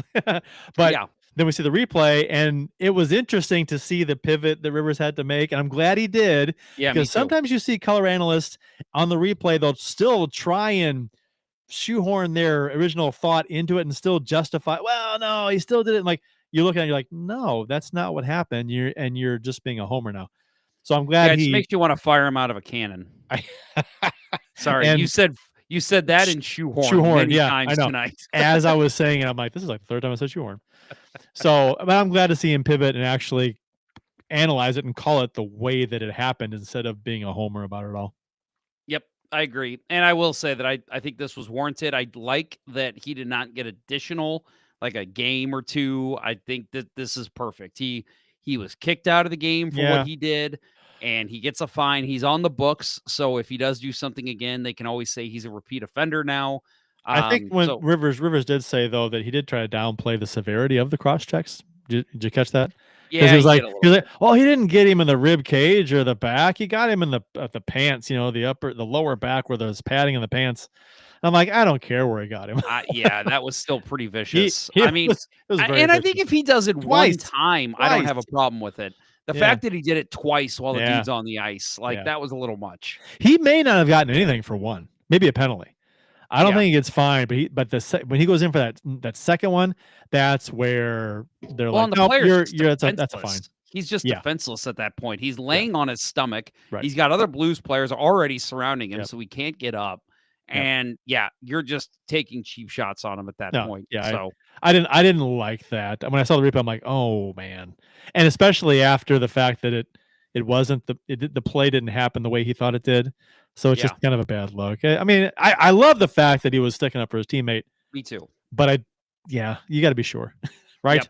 So Yep, I agree. And I agree. I think if it's one big hard cross check, maybe you still get kicked out of the game, but I don't think you get fined. yeah, or a penalty. He might get cross checking. I wouldn't. I think just one. I don't think he gets kicked out of the game for one. It's that second one that did him in. Yep, I agree. Because at that point, you're just adding insult to injury. It's just like, no, we'll give you one. Because there's, how many cross checks you see in a game, guys battling in front and stuff. It's just, and that kind of thing, the skirmishes and stuff, you see it all the time. And Rivers was right. You see that kind of thing all the time. But the second one, did it twice. So again, after this game, the Blues do play the Montreal Canadiens, and as you mentioned earlier, like you go into this game, a couple weeks ago, looking at the calendar, you're like, Montreal, okay. Well, again, with them being so hot and the Blues just needing these points at this point, you're just, and again, looking at the calendar and saying, well, Minnesota's playing tonight. If they lose, Blues could be up only 2 points behind them with a game in hand for Minnesota. So you're just thinking, man, this would be a really nice thing to get a win. And at this point, I'm also thinking, going into this game, I just hope it's a really good game because these are two very good teams. Yeah. I was not expecting a Blues blowout. Yeah, I was not at all. No, I agree with you. I was expecting this should be a fun game to watch, a good, probably close game between two teams that are playing really well. But, and the Blues shot out of a cannon to start this game. They were all over Montreal. They were out shooting. Well, you really shoehorned that phrase in, man. I do what I can. I think they're up 9-0 on shots at one point. So they were killing them. But then it's funny how goals come in bunches, right? Because they finally score. And then there's very late in the first, then boom, 2 more come. I love the Blues response, though. I don't know how much we get into these goals, but I loved Holloway's goal after Suzuki scored. Oh my God, that was huge. Yep, and they played so well after that goal too. Like after Suzuki's goal went in, they came right back. As you said, they score the goal, but they didn't just stop there. They kept coming at Montreal. And I talked to Bill earlier. I don't know. I think it was over text message, so maybe you didn't see it. We're having a side conversation with our reporter friend. Bill said, I said to him, I'm like, man, I thought that was a real good game by Sam Montembeault for the most part. And he said, yeah, he played really good in the first 2 periods, but fell apart in the third. And I think that's a pretty good assessment. Yeah. I agree with that. He did play. I mean, but again, like we've talked about this before, there's only so many times in a season where you can say, man, we just ran into a hot goalie tonight.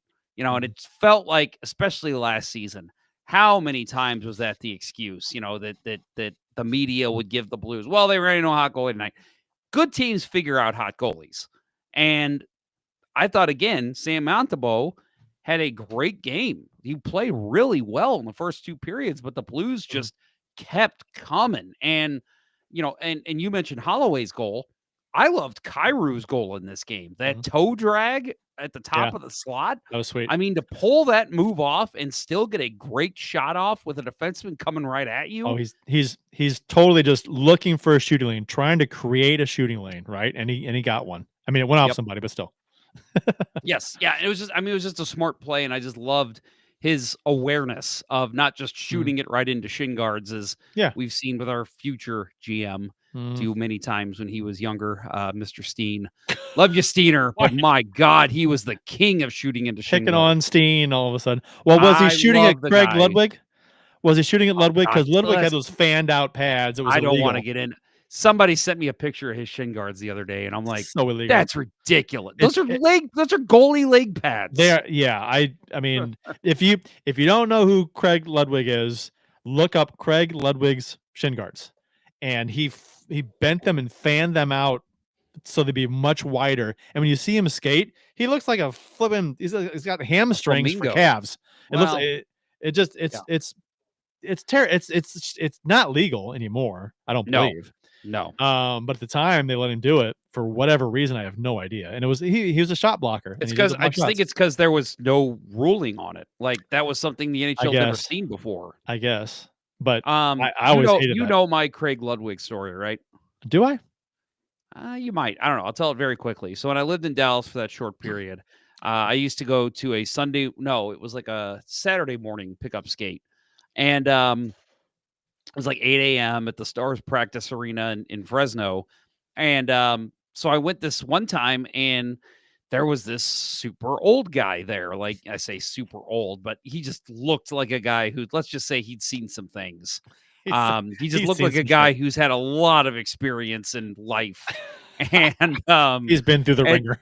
yeah, like it was like, okay, he's probably in his late 50s, but he could. Was it you Joe could tell Murphy? me- you could tell me he's 74, and I'd Was- believe it. Was it Joe Murphy? It was not Joe Murphy. So You know. Okay. I'll yes, I know. remind me. Joe, Okay, I know okay. about it. Yes, right. but anyway, so we're he goes on the other team. Of course, I see him in the locker room, puts on the other jersey. Does not look like he's going to be a good hockey player. Oh, We go out yes, there, I've heard this. and he is skating through people. He's got these fanned out fucking leg pads out, and I'm He was like, wearing and you those in can't- that pickup. Yes, of stupid course. bullshit. What the fuck? And I'm like, I Christ. couldn't get passes by him. He couldn't get shots by him. And he was playing forward. So we probably put up 7 goals in this pickup game.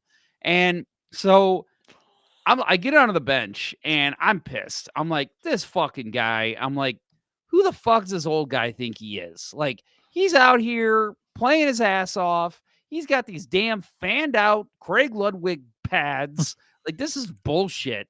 And there's 2 guys on the bench just laughing. And I'm like, what? I was like, don't you guys agree? And they're like, yeah, but that is Craig Ludwig, right? And I go, well, yeah, he's got Ludwig shin guards. And they're like, no, that is actually Craig Ludwig. He's in town for a Stars alumni game tomorrow night. And I'm like, why the fuck is he here? I mean, it was cool playing against him, but I'm just thinking, why are you wearing those fucking leg pads, dude? Yeah, you wearing those fucking fanned out leg pads in a pickup hockey game, and come on. Yeah, it was obnoxious. Jesus Christ. Well, anyway, so speaking of Craig Ludwig, he is a former Montreal Canadian. So the Blues did win this one against the Habs, as we said. The Blues matched their longest winning streak, which is 7 games since November 10th to the 21st of 2022. And that, by the way, was the crazy start of the season they had when they won 4, lost 8, and then won 7, which was ridiculous. The Blues have outscored their opponents 34-10 during their winning streak and have won 8 straight at home. They improved to 14-2-2 in their past 18 games. They are now, as we've said, within 2 points of the Minnesota Wild, who are holding down the first wild card spot. Who'd have thunk it that we'd be saying they're this close to the first wild card spot? Well, okay.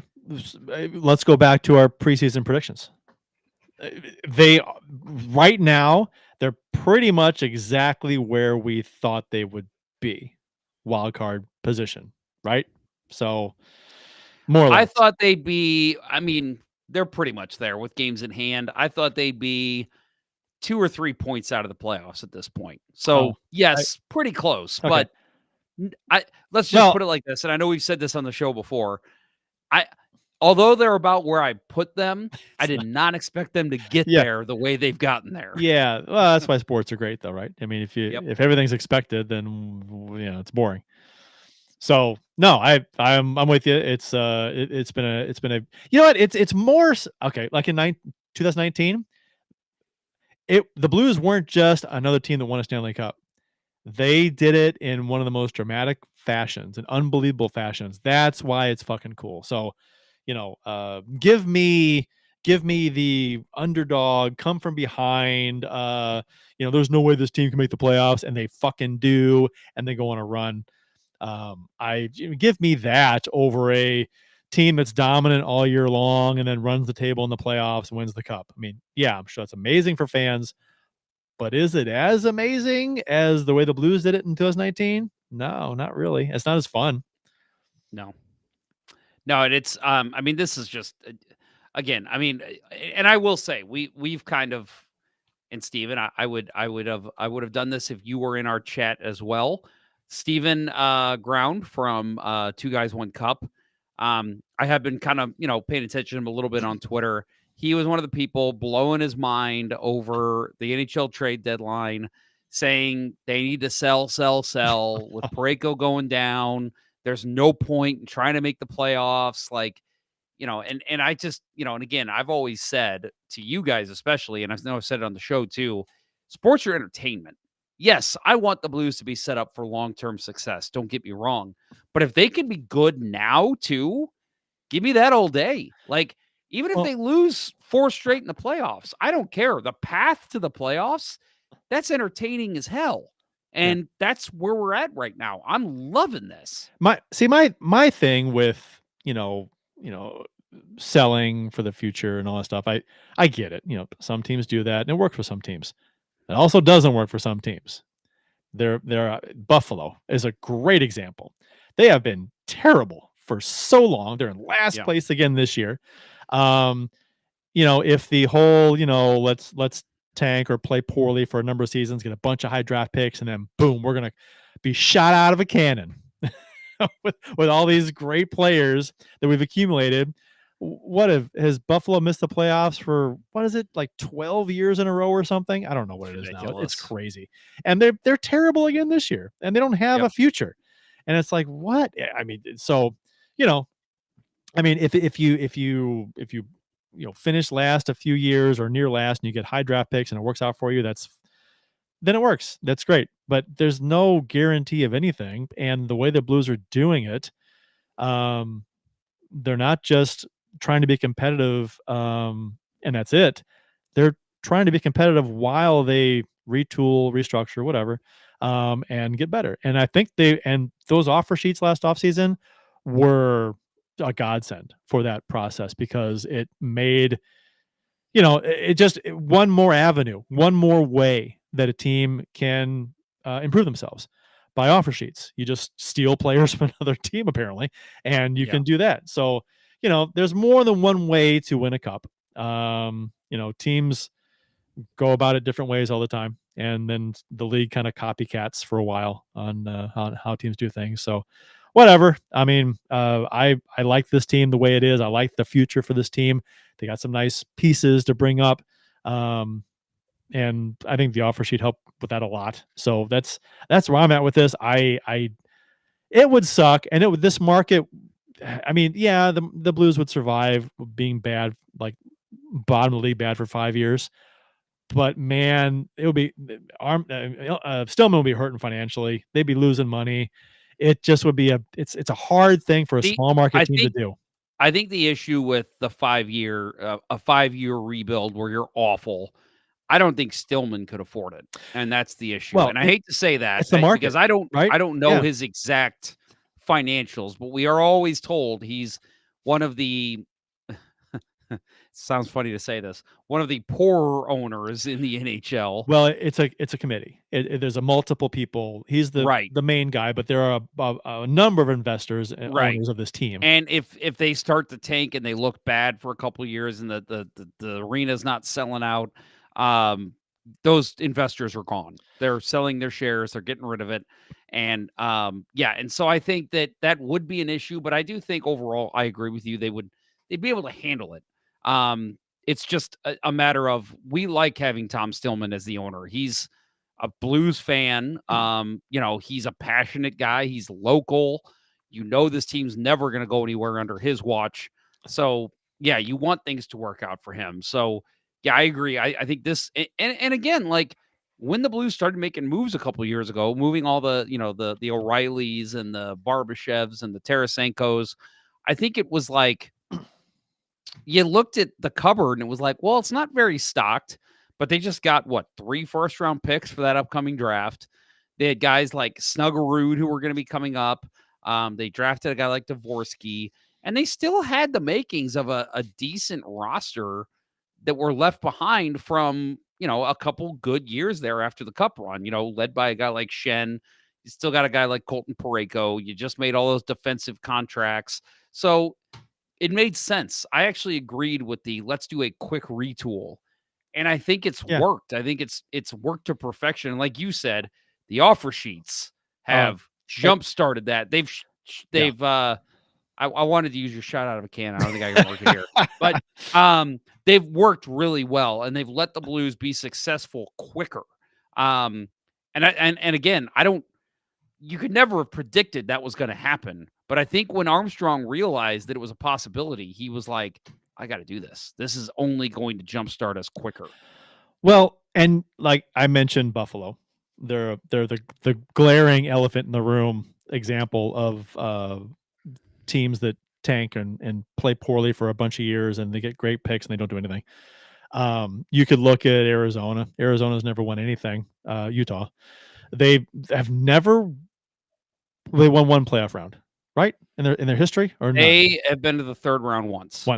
Yeah. So when so one season they won 2 playoff rounds. That's it. Their entire existence they've never won, and they don't make the playoffs that often. They're not very good. Columbus, actually Columbus was really good this year for a while, and they kind of fell off the table. And they've never really won anything. They upset Tampa Bay that one year, which was great. But other than that, it's just, I don't know. You as a GM, you got to be creative, and I think Armstrong is proving that. And again, the Blues haven't won anything yet. They haven't even made the playoffs yet. So let's not put the cart before the horse. But I think the way this team is playing now, trying to shoehorn them into the playoffs, but it's just, right now it does look really good. And even if they don't make the playoffs, this was a hell of a season. For a team that was not expected to do anything, people were picking them to finish below the Blackhawks, which was insane to me. But still, it was happening. Yeah, nobody expected this team to be where they're at. Acquiring Fowler was fantastic. Oh my God, that was such a great move. Signing Suter was controversial in the preseason, and we were all like, he better not play all the time. He better not meet these goals of games played, because then we're in trouble if he's playing all the time. No, Suter's played well. So I mean, it's been great. Yeah, I think if he would have had to have stuck on that first pairing with Parayko like he was before Fowler, I think we'd be singing a different tune. But where he's at in the third pairing, he's been fine. Yeah, and so I mean, let him cook. Let Armstrong cook. Just sit down, be quiet, let him cook, let him do his thing. He probably knows more than you about what's going on.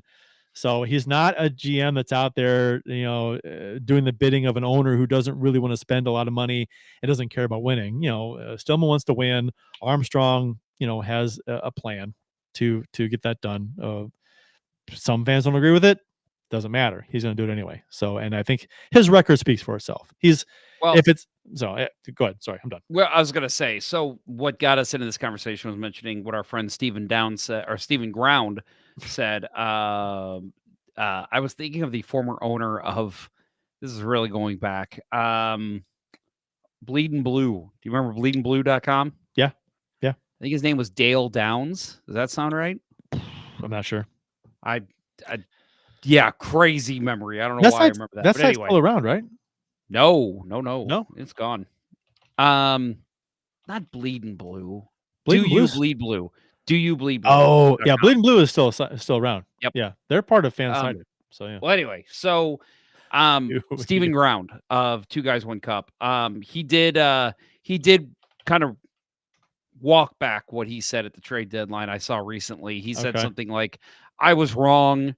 This team's fun to watch. If you can make the playoffs, make the playoffs. What? And I'm like, Steven said he was Okay. I'm glad he acknowledges that because this again, it's entertainment and this has been so much fun. I've had a bunch of Steven and I I mean, when I was on Twitter, we would go back and forth with we disagreed on a number of things about the Blues and stuff, but yeah.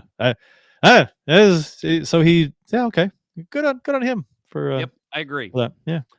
Well, anyway, so we need to start wrapping it up here. We're at 2 hours. Let's get into it. So real quick, this Habs game, Thomas and Broberg each had a goal and 2 assists for each of them. Holloway had a goal and an assist. His point streak is now at 8 games, 4 goals and 9 assists in that time. Kyrou extended his point streak to 7 games, and so that's 7 goals and 5 assists. Jordan Binnington, 24 saves on the night. And again, we talked about how hot Montreal has been. They lost in regulation for just the second time in its past 14 games. They are now 8-2-4 since the Four Nations break. And they showed a graphic last night of the hottest team since Four Nations. And it was these 2 teams, 1 and 2. And crazy. The Blues took this one 6-1 and completely dominated. We both mentioned Money Puck. Showing that, basically, and for those who don't know what deserve to win a meter is, basically takes the same stats from the game if you had 2 very average goaltenders in net. And the Blues won this one, 65 to 75% of the time over 1,000 simulations. Yep. And we haven't really talked at all about how well Bolduc has been playing and how he's been great. Yeah, he's got 15 goals now, I believe, and his goal for the season is 20, which it's amazing because when Montgomery took over, he had 0 goals. Correct? Yeah. None. He scored 15 goals under Montgomery. He scored 2 his first night. Yeah. That was crazy. Took over. That was so crazy. Yeah. But he said before the season started, he wanted to get 20. So he's he's going to be close. Him and Ovechkin. Yeah, Ovechkin needs 6? And Bolduc needs 5 down the stretch here. Yes, because that's the same thing. I also want to mention, so we mentioned Sam Montembeault. He got pulled after the 5th goal, and hopefully I'm saying his name right. Bill probably knows. I wish you were here. Jakub Dobish, I believe is how you say his name.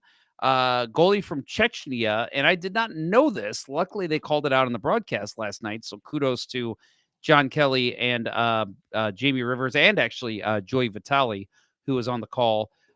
He came to St. Louis as a young man, played for the AAA Blues, and then also went to De Smet and played for them as well, and then moved on to the NAHL. So he's got some some St. Louis ties. So a kid to watch, see how he does. But interesting to see him take the ice there in St. Louis. I'm sure that was very exciting for him.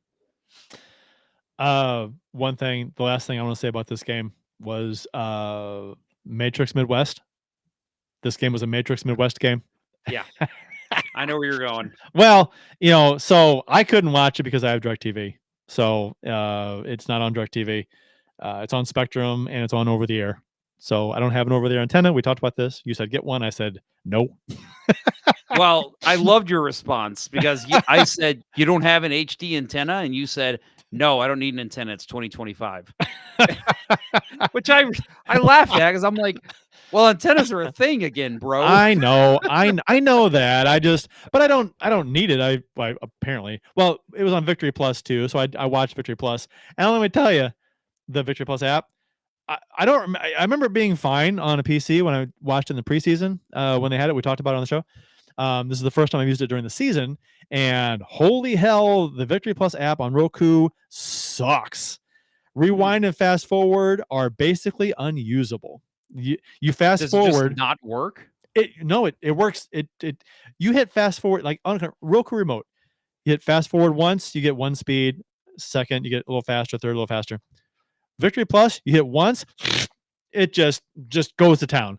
And sometimes, and you go to hit play and to stop it, and it will go faster. You have to hit rewind to stop the fast forward. I jumped ahead a half a period in probably just 2 seconds of clicking one time. And I'm like, Jesus Christ. Anyway, so I didn't even try to fast forward because I was watching it a little bit on delay. So I didn't even fast forward after about the first period. I'm like, I can't do this anymore. I'm just watching it like it's live, and I'm not going to fast forward to the commercials. It's figure it out. Victory Plus on Roku. I don't know if anybody else had that issue, but mine was a complete shit show. So I've got a Roku TV, and I've got Victory Plus on it. Unlike you, I only watched live games in preseason on it. So I need to try and watch it now, and I'll do that after this. I'll go upstairs and I'll try watch it out. a game. Watch a live game. I guess I don't know if it works the same on a DVR'd game. I don't know. But yeah, try it on a live game and see what happens. If that's real, I mean, that needs to be fixed. I would recommend actually, and this sounds like an old man thing to say, I would write Victory Plus and tell them, hey, this is an issue. You've got to get this fixed. And because maybe it's that just is on an Roku. issue. Maybe it's just on Roku. Maybe on a PC it's fine. Maybe on a Fire Stick it's fine. Maybe if you install the app on your smart TV and use your TV remote, it's fine. I don't know. But I tried it on Roku and it was a shit show. It was horrible. Well, and let's face it, Big Beaver leads me into saying this. Oh, that's not the right comment. Here we go. Thank goodness I can watch on ESPN Plus here in Colorado. And this is something we talked about last night, Kurt. Yeah. The real thing, when you made the comment about antennas, it's 2025. No, the real problem is in 2025, we still have fucking blackouts. I'm sorry. If you pay for ESPN Plus, you should not have to worry about blackouts. Yeah. That is absolutely fucking ridiculous in today's day and age. I don't understand. I mean, everyone says it. Someone's making money off blackouts, or you're protecting somehow you're protecting your advertisers. Money talks, and someone's making money off blackouts, or advertisers want blackouts. That's I guarantee that's what it is. One of those two. Yeah. So that's and the local providers like FanDuel, they still want blackouts. Keith Price says I had the same experience on Roku, so he had the same because he asked how we could watch it, and we were talking about it, and Victory Plus was the best option for him since he's in the St. Louis market, but he's in Eastern Illinois, which is kind of weird. He's like 2.5 hours from St. Louis. Yeah. It's odd. That's ridiculous. Well, hopefully that's something that'll be fixed by next season. I do think the Blues are really trying to explore new ways to get the game out, which I hope they continue looking. I watched it on Matrix Midwest last night. I liked it. I think it's great. I do think, what the fuck are you showing on a Tuesday night on Channel 4 that you couldn't just show the Blues game there? Yeah, to me, that's the answer. If you're was it KMOV? KMOV. Show the game on your flagship station. Don't put it on a back end Matrix Midwest. They like during the day, like the news broadcast at lunch, they have Blues gear on, because it's a Matrix Midwest game tonight, part of KMOV, blah blah blah. I'm like, yeah, but you're not showing it.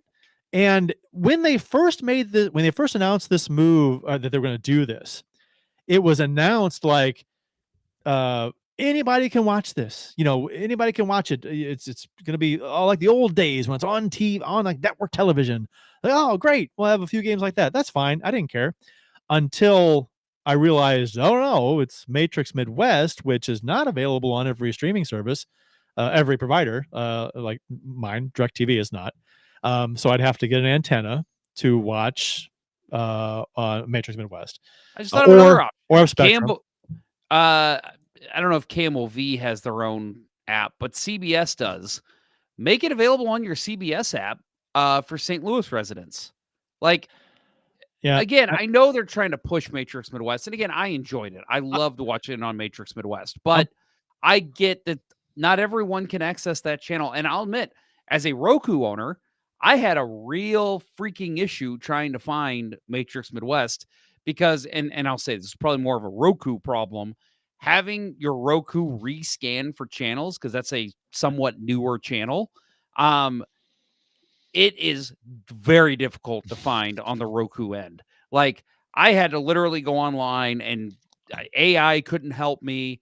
I had to go on Twitter, and somebody was like, oh yeah, you have to go here, then go here, then go here, and rescan for channels. And I'm like, why the hell is it so hard to rescan for channels? I feel like all I should do is go to the TV, the TV icon, and then like hit options and rescan channels, but it was not that easy. So I will say, I'm not the only one, or you're not the only one that's had issues with No. it. So just make it more accessible, make it easy. Oh, they were talking about this on 101 ESPN Radio this morning about how pissed off Twitter was that this game was harder to find than a typical game. So, it wasn't on KMOV, it was on Midwest West, like we said. So, and today with technology at its highest level ever, and we have more options for content than ever, it's harder than ever sometimes to find a game to watch it. It's on TV. You can watch it, but you got to do this. You got to have this app. You got to go here, download this, sign in, log into this. It's a pain in the ass sometimes, and some people can't do it. Some people don't want to do it. I get it. It's just it's annoying.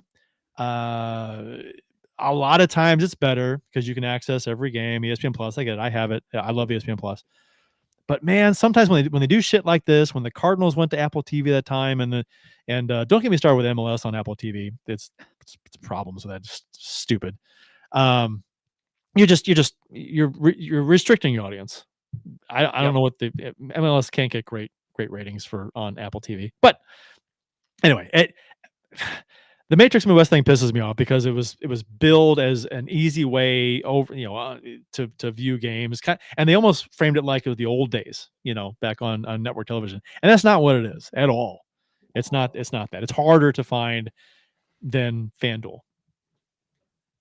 So, and then Waterbug says, "I want to pay. The pirate site is a better product. It's obnoxious." I agree. Crazy? I mean, listen, I'll say, so, somebody called it sub-legal streaming services in the chat. I bet you can rewind and fast forward on those illegal. I will tell you right now, I use sub-legal streaming services.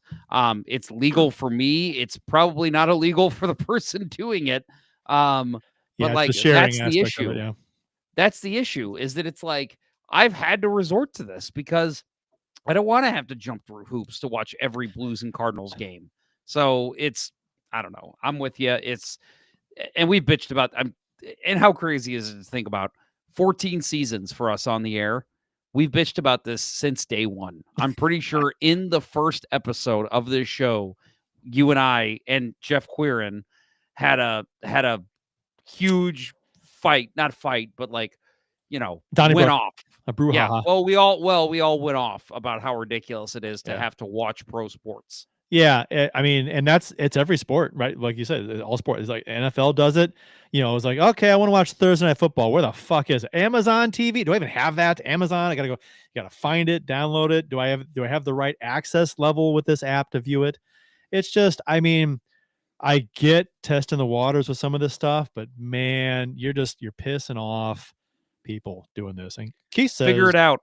Yeah, figure it out. Keith Price says, I miss when all the games were on KPLR TV. They were not all on KPLR TV. Well, a lot of them were. A good amount. Yeah. I do miss 11 days. It was probably maybe 60%. Yep. So. I do miss games on local TV. That was easy great. to catch. Oh. And it was and the KPL broadcasts were always so fun. I remember after especially the late ones in California, Three Stooges would come on right after. Yeah. I used to love that. That was so great too, because Channel 11 would run commercials, because Channel 11 was oh man, if you're not from St. Louis and you don't know KPLR TV Channel 11 was, as far as like kids growing up in the 80s and 90s, early 90s, fantastic channel. They had everything. They had the best shows on reruns. They had all the great cartoons. They had Blues and Cardinals baseball. It was fantastic. It was my number one favorite channel. Yep. And they own Voltron. Yes. We've got to close up the show. We're going along. All right, let's go. Thank you, everyone. The chat was very active tonight, so thank you guys. It was always fun talking with all you. Obviously, thank you guys. I hope you understand that is a Midwest thing. Instead of saying y'all, we say you guys. But if there are any ladies in the chat, thank you as well for coming and watching the show. Next up for the Blues, again, we mentioned it Thursday night. They are back in Nashville. at 7 o'clock. Saturday, they play the Avalanche at 3:30. And don't forget, the PWHL Takeover is also Saturday at 1 o'clock. No idea. Is that locally broadcasted at all by the chance? I don't think it is. I'm going to guess no, because they screw this stuff up all the time by not showing what they should. So, and then Tuesday, April 1st, they will play Detroit in Enterprise Center at 7 o'clock. And then Thursday, April 3rd, the Pittsburgh Penguins will come in town at 7 o'clock, because that's exactly what we want in April, playing at the end of the season. We want Eastern Conference games. Please give us those. God knows we don't need the Blackhawks more than 3 games a season. It's funny how the game tomorrow, Thursday against the Predators. Tell me if you're not feeling this way. This is a win. They're going to win this game. I mean, I would love to have that confidence, but I keep expecting the letdown game. Well, I know, but they've won 7 in a row, and they just beat Nashville, and they beat them. Yeah, they beat them twice. So, right? Yeah. So, and they're going to win this game. You think somebody's going to go after McCarron? Oh, I don't know. Maybe, depending on how the game goes, I can see Shen doing something. Yeah. Maybe Tucker. Maybe, he was going after Tucker a little bit on Sunday. So maybe I don't know. We'll see. I hope so. I hope someone goes after him in a way that's not gonna like shorthand the Blues. Like they just target him. Just like they just run him into the boards. I hope it's a fight and there's no instigator. That's what I'm hoping for. Yeah, good luck. Yeah, I know it's ridiculous. Although the game Saturday against Colorado scares me. They're playing well. Yeah, they're on that list. They were playing the third best since the break. Yep. And before they made that trade, like they were kind of tailspinning. At that point, I think Minnesota had the third spot in the Central, and Colorado was first wild card. So they have picked their game up, playing the exact opposite of how Minnesota's playing. Yeah. So Colorado, always a fun team to play if you win. It's just infuriating when you lose. It's one of those times. Yep. So Bake Beaver says they need to be rested coming to Denver. The altitude does damage to sea level teams. Yeah, I'll say when I went there in August, obviously we've always heard about the difference in the altitude and how it affects you. Hiking up mountains, whoo, yeah, it was weird. Like again, it's hard to explain, but it's like I didn't feel tired, but I was out of breath. Like within 200 steps going up the mountain. Like I was like, I'm like, my body's fine, but I need to take a break so I can learn how to breathe again. We went on a hike in Kauai and went to the up in the mountainous area. And it wasn't a high elevation hike, but there were some points that was pretty steep. We're going up for a while. And yeah, it was uncomfortable. Yeah. As far as the lack of oxygen goes. All right. Well, anything else to add, Mr. Price? No. Let's get out of Dodge. Let's do it. Thanks to our amazing sponsors, StrikeWithMike.com and RockingThatIDLife.com. I made sure to shoehorn our friends from our sponsors in there. That will wrap up episode 26 of season 14 of the original St. Louis Blues hockey podcast, Let's Go Blues Radio. Thanks for listening, and thanks to those who participated in the YouTube and Facebook live chats during the live show. We'll talk with you next week for the absent Bill Day and Kirk Price and our reporter friend that was on our text chain. I'm Jeff Ponder, and this was Let's Go Blues Radio. Until next time, everyone, beat the Predators. Let's go Blues. Shot out of a cannon. Let's go Blues. Wee-hoo.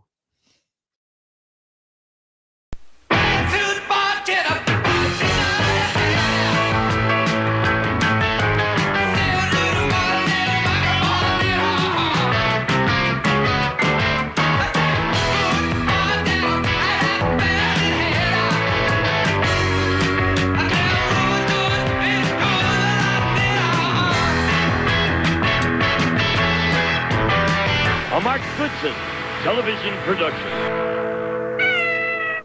Sit, Ubu, sit. Good dog. I